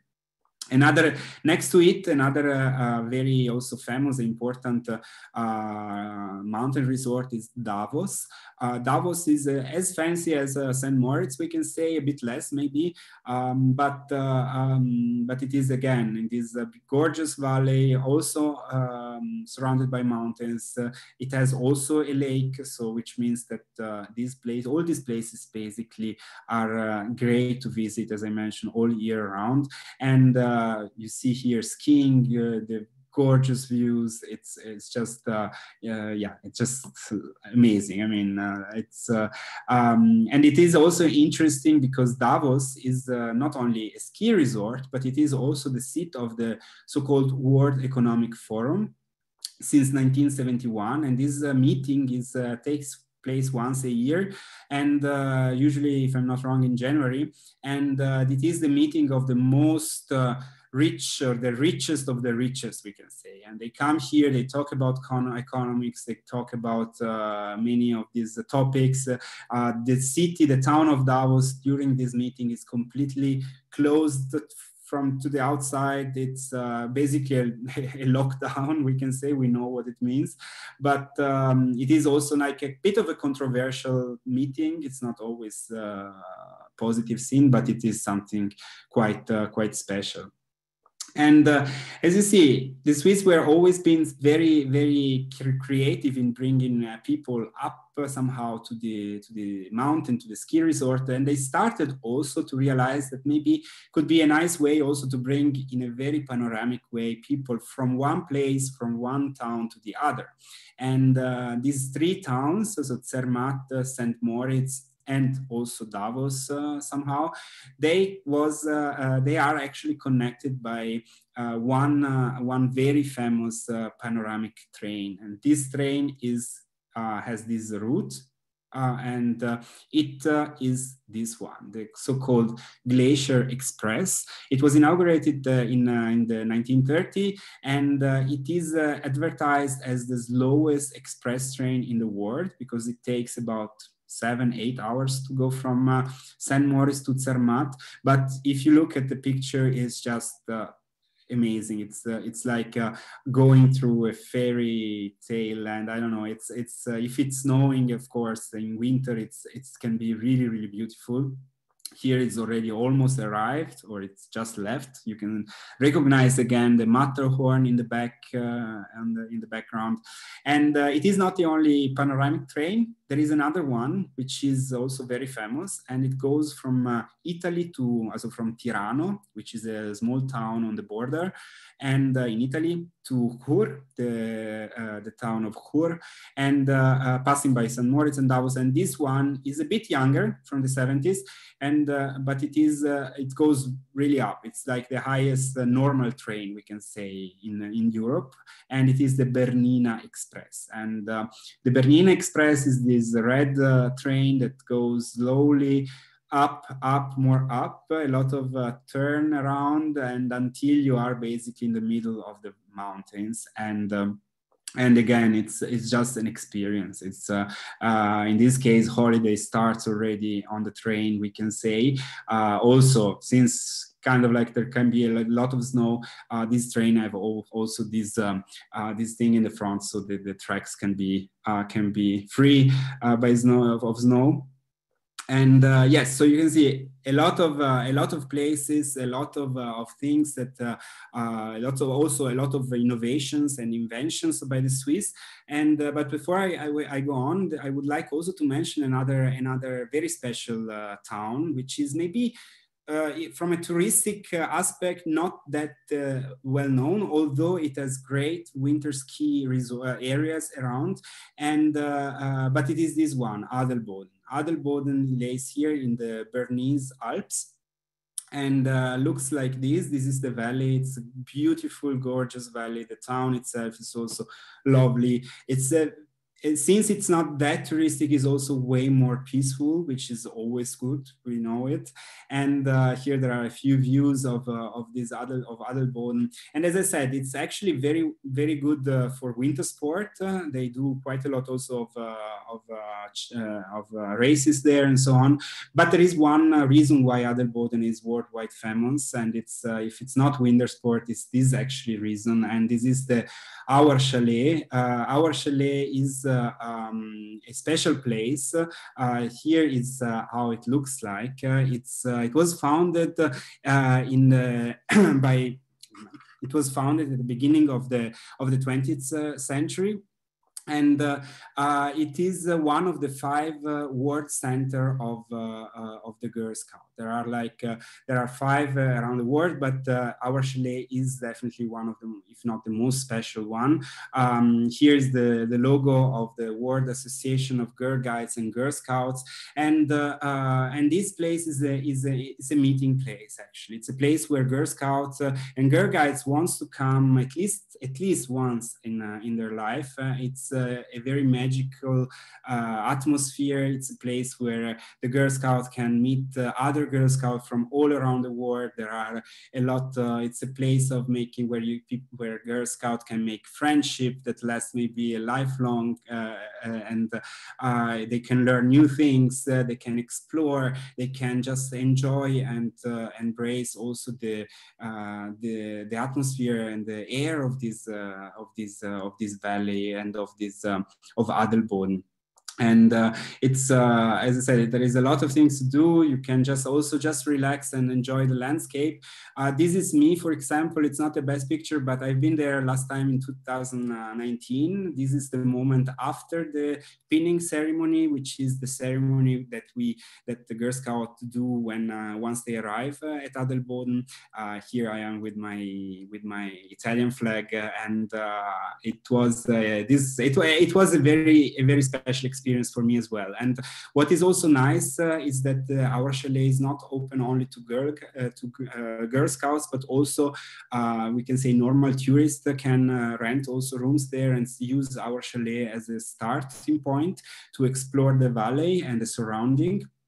And as you can see, it's there is plenty to do. It's kind of like also wild in a way. That, as I said, it's not too touristic, so you can really breathe this atmosphere and let it inside you. And things you can do, you can, of course, there are different hiking routes. You can go to the wood carving place. You can go to discover waterfalls, and this is definitely one of my favorite personally, because it's just very impressive. And this waterfalls is at the very end of the valley, so it is also the second tallest waterfall in Switzerland, and it's called Ängstligen Falls. And it doesn't take too long to go there, but it's also an adventure, because then once you are there again, you can really just sit down and with your new friends that you've made at Our Chalet, and embrace it. And also in winter, it's a great place, especially if you are into ice climbing. I'm not. I don't know who, but you can also do it. It's kind of like happening quite often that the waterfalls freeze. And so Our Chalet, as I said, it's a very special place, and it is kind of like fitting also in this in the Swiss mentality, in this Swiss landscape. It's really like, especially if you are traveling around and you come from very crowded places, these Adelboden and Our Chalet is always a very peaceful place, full of friendship and new experiences, we can say. So you see a lot of mountains, a lot of valley hiking, climbing. So you get definitely hungry, and if you are going around, you have to definitely have some chocolate with you, Swiss chocolate especially. And Swiss chocolate is not only beloved by the foreigners, but even the Swiss people here. You can see they eat about 10 to 12 kilogram, so up to 26 pounds per person per year, which makes them quite not, I think the German one are a bit even, they eat even a little bit more, but they are definitely on the top two. And it's chocolate is part of the normal life, or like here, I found this picture of the army chocolate. So if you are in the army, you get your Swiss chocolate as well. So it's really part of the normal daily life. And the question is also why is it Swiss chocolate, we can say, better maybe, or different, or so famous compared to other chocolate. And this is because the Swiss, again, they have been very creative. And in the 19th century, they had basically two big inventions. They changed the chocolate production. One was made by Daniel Peter in 1875. He was the one who invented the milk chocolate. And the milk chocolate, it until then was not possible to make milk chocolate, because in order to make that, they had to invent first the condensed milk. So it was like a big change. And the second big invention was, again, by a Swiss, Rodolphe Lindt. Lindt is probably a famous family name, famous chocolate productions factory. And he invented in the 1879 the so-called conching machine, which is a machine that basically allows over a few hours to mix very well the cocoa butter with all the other ingredients, and creates then the chocolate as we know, so the consistency as we know. So these two inventions basically changed everything in the chocolate industry. And if you go to a Swiss supermarket, this is what you see. It's a lot of chocolate, many different kinds, all to try. You should all try all of them if you have enough time and enough money also. And one way also to eat the chocolate is definitely the chocolate fondue. Here you see with these fresh fruits, so you share it actually with friends, especially after maybe a day on the mountain and so on. And here is we have the cheese fondue, which is actually, if you think of fondue, this is the way they eat cheese mostly. And it's a national dish. We eat with bread. You dip the bread inside the cheese fondue, and you try. Actually, there are a few rules. You try not to let it inside fall down, because otherwise you have to pay drinks for all people sitting on a table, which is maybe a bit expensive in Switzerland. So you just want to watch out. And these are the cheeses that are mostly used for the fondue, depending on where you are, in which part of Switzerland you are. Another way of eating cheese is the raclette, which is these slices of cheese melted and poured on potatoes, eaten with pickles and cold cuts. But there are also many other dishes. Switzerland, we've seen it's very different history, each cantons and so on. So you have many more food, which coming from the roasted is potato dish to meat. We have risotto, the Italian version, also the Italian food, which you can, it's easy to find in the Italian-speaking part of Switzerland. You can have some fish, like this fish knusperli, which is this fried fish, and so on. So there is a lot to explore as well. There's a lot of tradition, not only in food. And one of my favorite tradition that if you are in September in Switzerland, you might see one of these alpine cow descent. And it is, if the season was fine on the mountain, the cows are brought back to the valley, and they are celebrated like big stars. So they are dressed up with these beautiful headpieces, flowers, and they're really celebrated as stars. And it is just an amazing experience to have. If you come, for example, in February, you don't want to miss the carnival. It was right now, actually, the so-called Fastnacht, especially in Basel and Lucerne.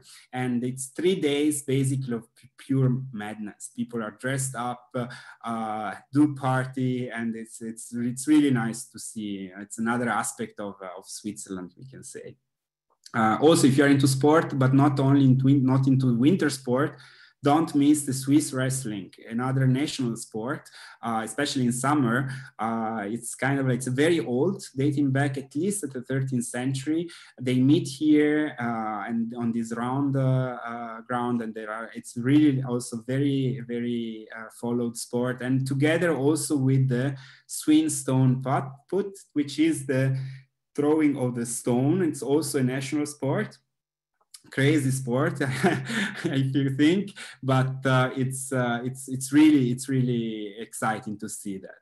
And talking of tradition, we cannot miss the yodel. I was hoping and thinking actually to yodel for you, all of you guys, but somehow I didn't want to lose too many viewers, so I decided to show you my favorite pen that I'm taking with me actually on all my Switzerland trip, and this is this one.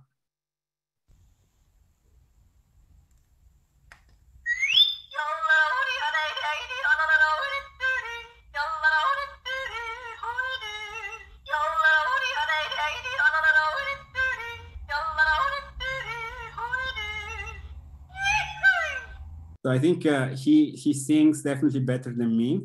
And if we think about yodel, we also have to talk about Alp horn. Again, they are both not only in Switzerland. Yodel and Alp horn are to be found all over the Alps, Austria, South Germany, but of course, each region has its own kind of music also, although maybe they are similar in a way. And here you can see it's the perfect way to enjoy Alp horn or yodel is up the mountain. But one other option that you can have is if you come on the 1st of August, which is the National Day, the day when they signed the first contract for the beginning of the old Swiss Confederacy, at the beginning of this tour we talk about. Then you will find this kind of shows all over Switzerland, in all the biggest cities as well. Also the throwing the flags, it's all part of very traditional aspect of it. And I would like to finish our virtual tour with a very short video that a colleague, a good friend of mine,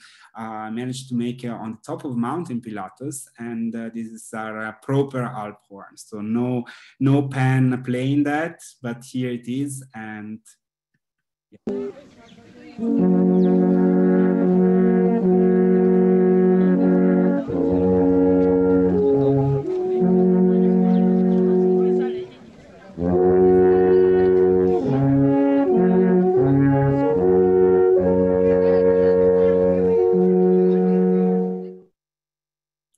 would like also to say thank you for your attention, and thank you for allowing me. Thank you, Mara, for allowing me to show you Switzerland a little bit. Thank you so much, Raffaele. As I mentioned, there is so much. There's so much in Switzerland that pulls on my heartstrings. I took Girl Scouts to our chalet and continue to try to take them to our chalet. And when everything opens up again, I will be going back to our chalet. But certainly from a developed standpoint in terms of the world, it's the only place I've ever traveled where you can go and sit out of your chalet or your house or wherever you're staying and not see a single car go by for 12 hours. It was an interesting thing. It is completely silent and pleasant. And the cows coming down off of the mountain every evening with their cowbells going. It is truly a special place. Switzerland is absolutely something that brings you inner peace, and the air is fresh, and it's somewhere everyone needs to go. So thank you for sharing the Alps with us. I am going to put up a slide right now, which just kind of shows everybody, if you are so inclined and you have the means to do so, there's ways for you to tip Raffaele and thank him for his time, energy, and expertise tonight. I also am sharing with you some future physical tours if you're interested in traveling with my group, and then also a way for you to get in touch with me if you'd like to contact me afterwards. Raffaele, are you ready to hit the Q&A? I think that you should probably take a good deep drink of water, and then we can dive into these questions. Good. There are plenty, so if you want to just read off some that jump out at you and we can address them, that would be wonderful. So just starting, like the first one I see now, it's a very detailed question. It's like, why is Appenzell divided into 2 cantons? Someone was very checked very much the map.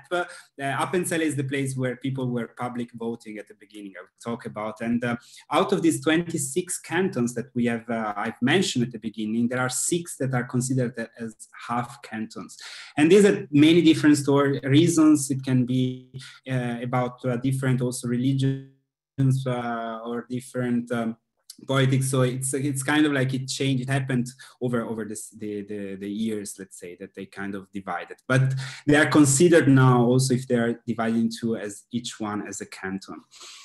So what is Romansh? Romansh is this question that was this language that was it's an official language of the country, and it is a very ancient one. They don't speak only it only in Switzerland, even in some part of the Alps in Italy. They also speak that. It's a very ancient one related to Latin. So, and since it is in the mountain, you have to keep it in mind that the valleys and the mountains are always somehow. We can say outside of the war, so it's also easier to keep some traditions and some ancient, in this case, language also alive. So, trying to go down. So let's see. Yeah, there is a question about the Swiss Guard and the colorful uniform. If yes, if somehow they were kind of like designed directly by the Vatican, but it's as you see, I don't know if you remember, there are different outfits with different colors, depending also on which kind of Swiss Guards it was. If you are in the higher rank or in lower rank, if it's winter or summer holiday. So it's kind of like, but the 2 colors are the blue and the yellow, orange are the 2 official that they are in many of the outfits. Since there are 4 official languages, does it mean that all road signs, business contracts, official government documents have to be translated in all languages? Or does it just need to be in one of the 4? No, it doesn't have to be translated. Let's say like that. In Switzerland, there are these 4 official languages, but this doesn't mean that all or every Swiss person speak all the 4 languages. It is very, very rare, actually, that this happens. Most of the time, they speak, let's say, 2. Most of the time also German and French or so on. There are maybe some that are more like they learn more, of course, like everybody, everywhere there are people who are more into languages and people who are maybe a bit less into that, but so they don't speak all of them, and on top of that, in each canton has 1 or more official languages. So in this case, depending which are the official languages in this canton, in this area of Switzerland, then the documents and so on are translated in these languages. So also people, there are, for example, area where Romansh, for example, is to be found. So in this southern eastern part of the country.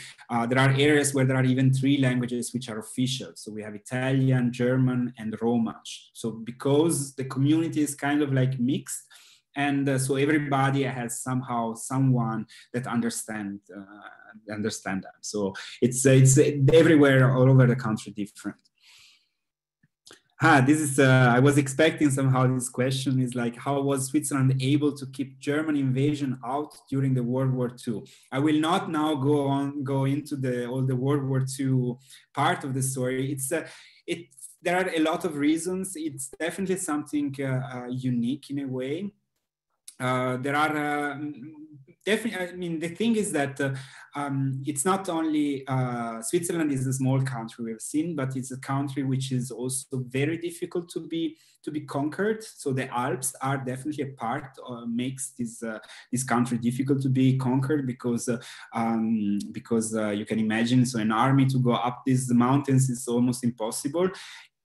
If you are not Swiss, because the Swiss are also trained for that. They have a big army. Basically, every man in the country is trained to be to fight.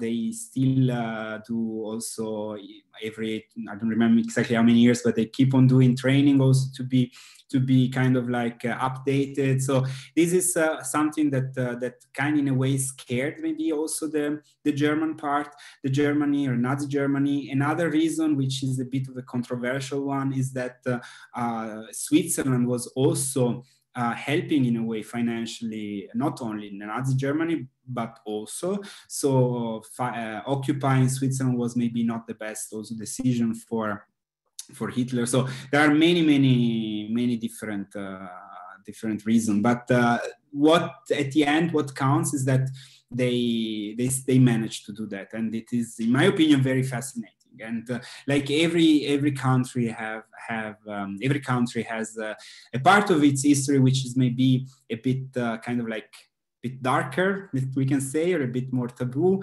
and we don't talk too much, or they don't talk too much. And for sure, Switzerland has also this, and World War II is maybe this part.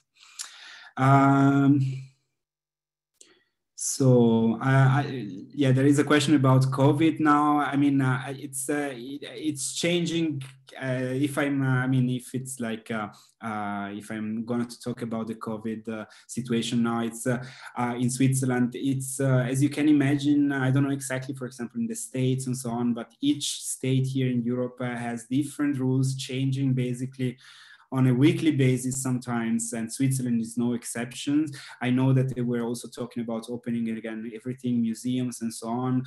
You still, I know, for example, that because I live in Austria, I live in Vienna, I know that I was checking today the website of Switzerland, and there are also parts of Austria, for example, that are on the red list.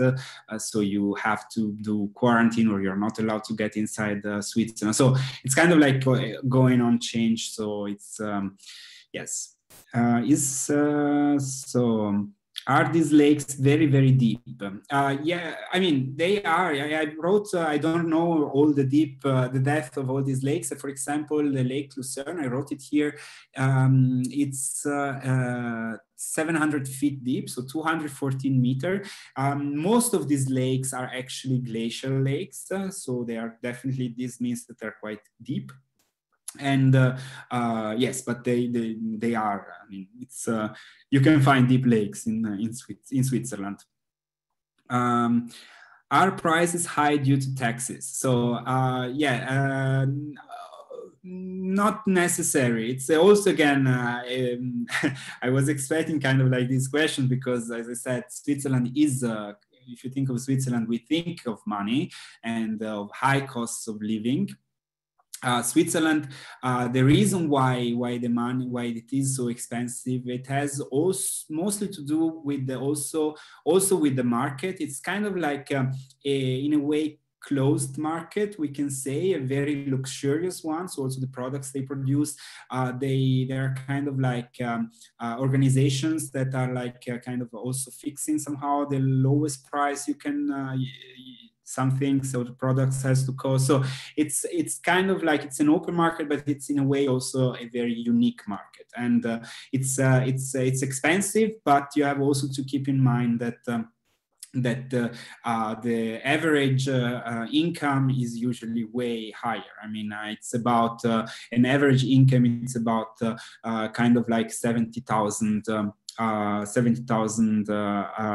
Swiss francs a year, more or less. 1 Swiss franc is about 1.1 dollar, for example, more, or 0.9 euro. But yes, so it's kind of like for the people in Switzerland, it's not too expensive, but for tourists, it's definitely one of the most expensive place. And you can find the most expensive coffee there in the world. So if you go to Switzerland, maybe you don't want to drink all day coffee as you were in Italy, for example. It's not the best thing to do. So the lake that borders Italy with the palm trees, do they get much snow in that city? They do also get snow in Lugano or in Lake Maggiore.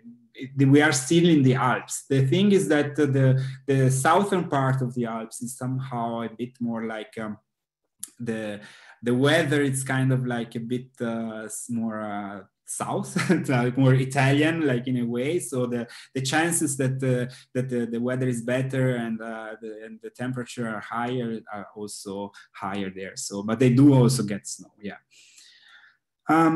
So I don't know what it means. Do they have an accelerated train or rail system? I don't know exactly what it is, an accelerated train rail system. I just know, I can tell you that Switzerland has one of the best public transportation system in the world, we can say. With the train, I mean, we have seen a lot of trains today, but basically with the train, you can go almost everywhere in the country. It's really well connected. It's not maybe the cheapest way to buy tickets. Generally, again, we are in Switzerland. There are some offers, some special tickets also for that allows you to get some reductions on the price and so on. But it's definitely one of the best way, also because you've seen the landscape is so amazing that sitting on a train and just sit down and relax and enjoy the scenery is worth the price of the tickets, in my opinion. So it doesn't matter if it's a panoramic train or a normal regional train. So question, best time to travel here? Yes, basically all year round. I mean, you have to keep it in mind again that as you've seen, I mean, activities or like cities visit you can do all year round.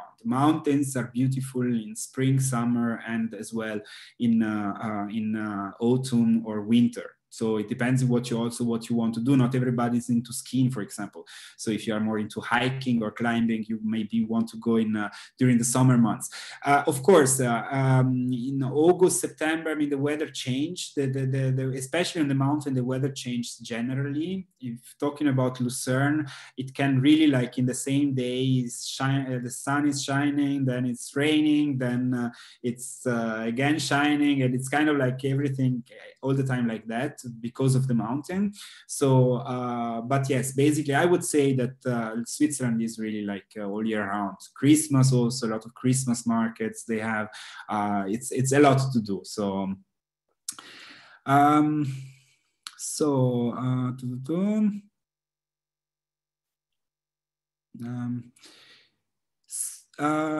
you have said numerous times that Switzerland is very expensive. Yes, I did. Is it the accommodation or the access to the different sightseeings and or the food are expensive too? What is the average day cost as a tourist? The average day cost as a tourist, it really depends on what you want to do. I mean, it's like everywhere. If you are just walking around the city and visiting churches, or like visiting, just enjoy the lake shore, you will not need that much money.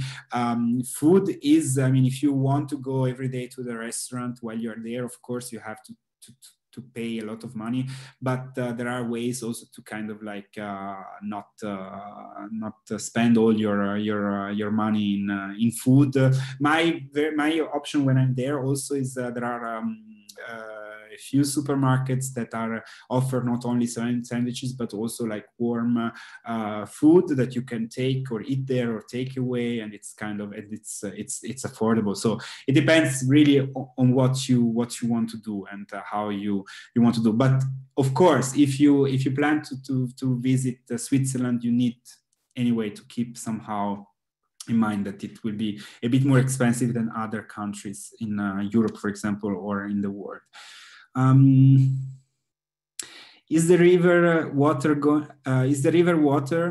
going through Bern pretty clean for swimming?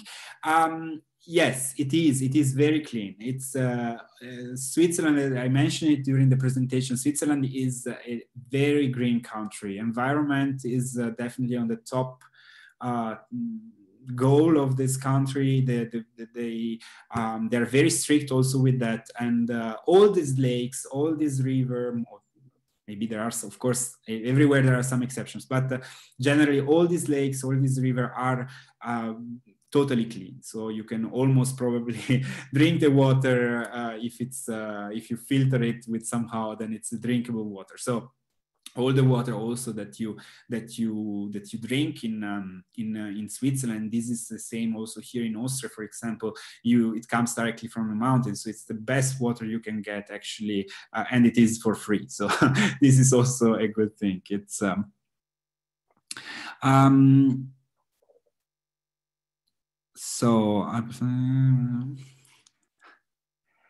okay. Oh, there is one of my EF kids. Hi, Elizabeth. She left already. Sorry, I had to say hello.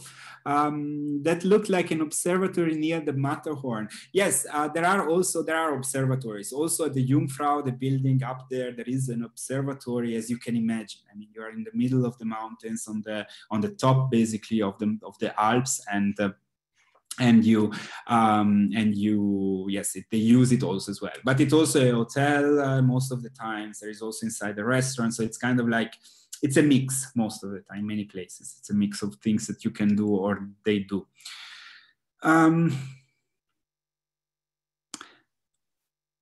So I'm just reading. Which is the cogwheel railway up the mountain near the town of Lucerne. It was the Pilatus Railway. Pilatus. The mountain is called Pilatus and the railway is called Pilatus. So I missed hearing how big is Switzerland. I don't know what you mean exactly, but I can say that there are about 8.5 million inhabitants. Like, I don't know exactly the surface. I have to double check it as well, but it's not that big, we can say.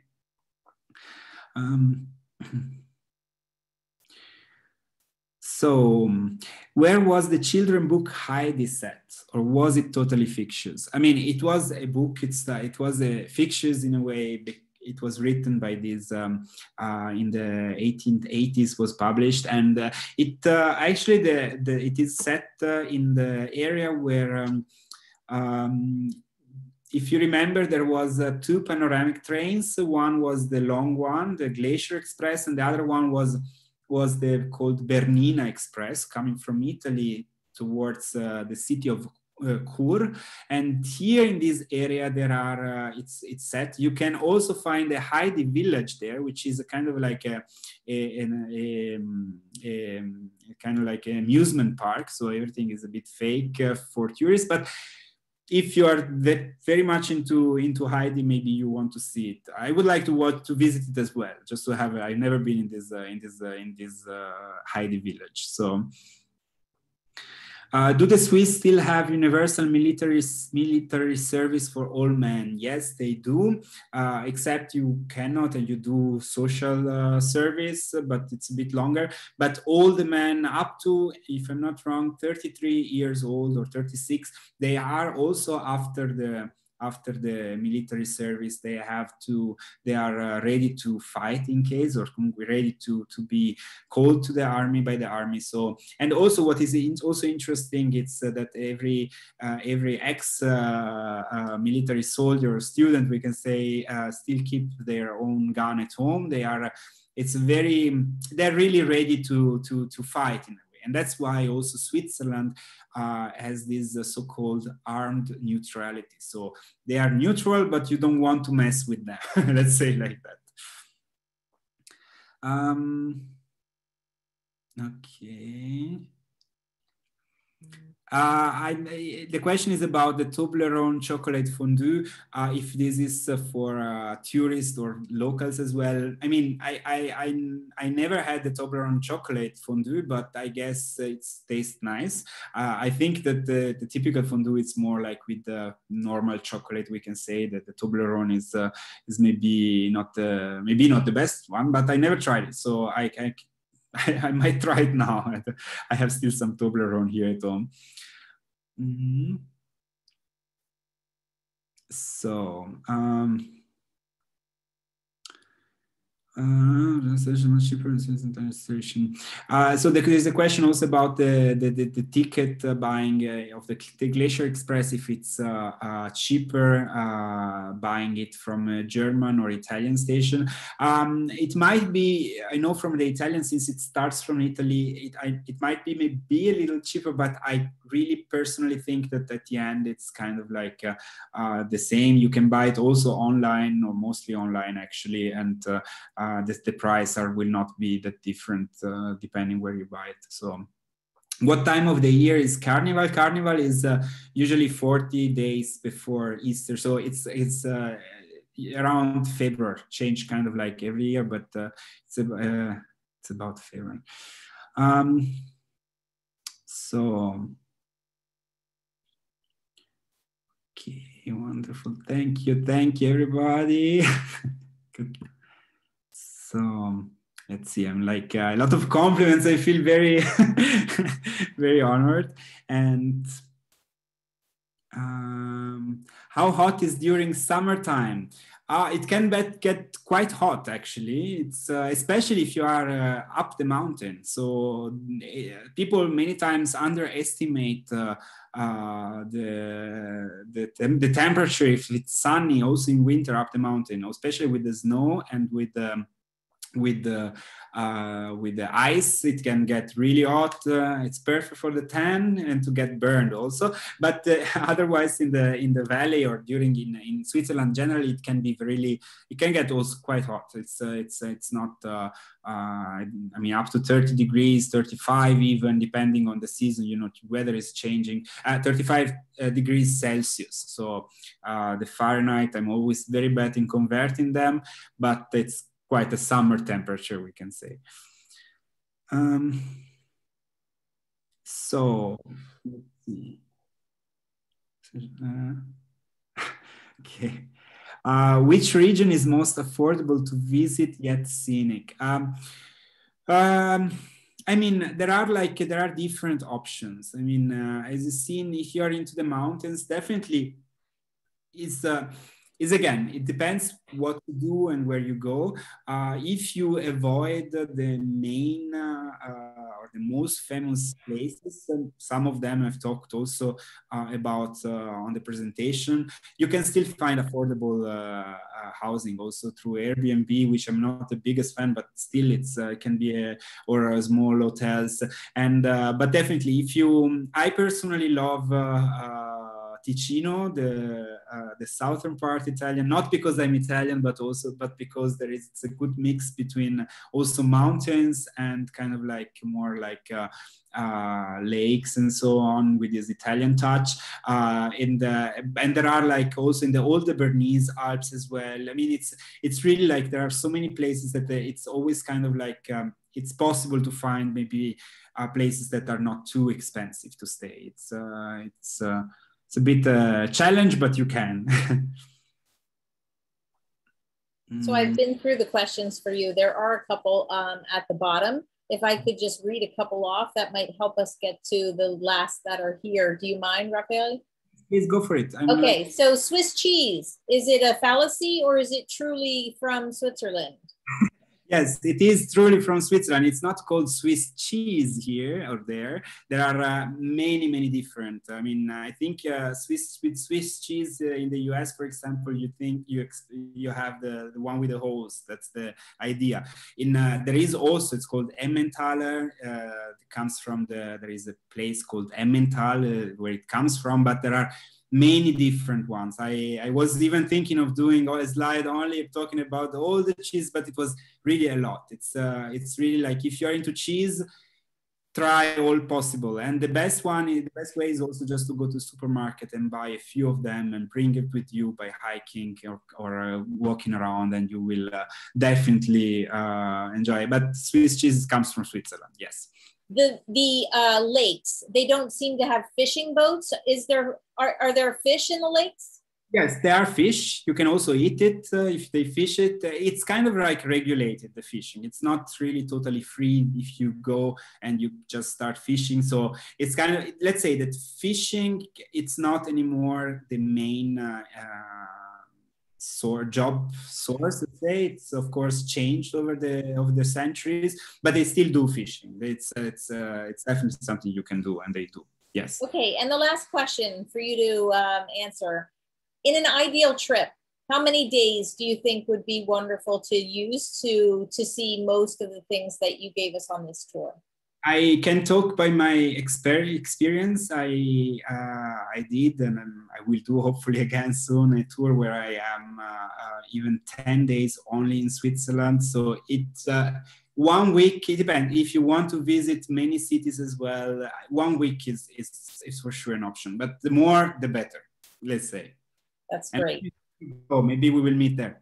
Oh, we have to meet there again. So with that, I'm going to say thank you very much, Raffaele, for this wonderful presentation on Switzerland. Thank you for taking us back to the Swiss Alps, and for some of us for the first time. I know you've now put it on everybody's bucket list, and everybody who's been there has learned something new with you tonight. So I really appreciate it. Thank you, everyone, for coming out. It is you that makes us keep doing this, so we appreciate you. And we're just so happy that you guys really enjoy these virtual tours. So I'm going to sign off and say good night, good morning, good afternoon, whatever it is for all of you. Thank you, everybody. See you next week.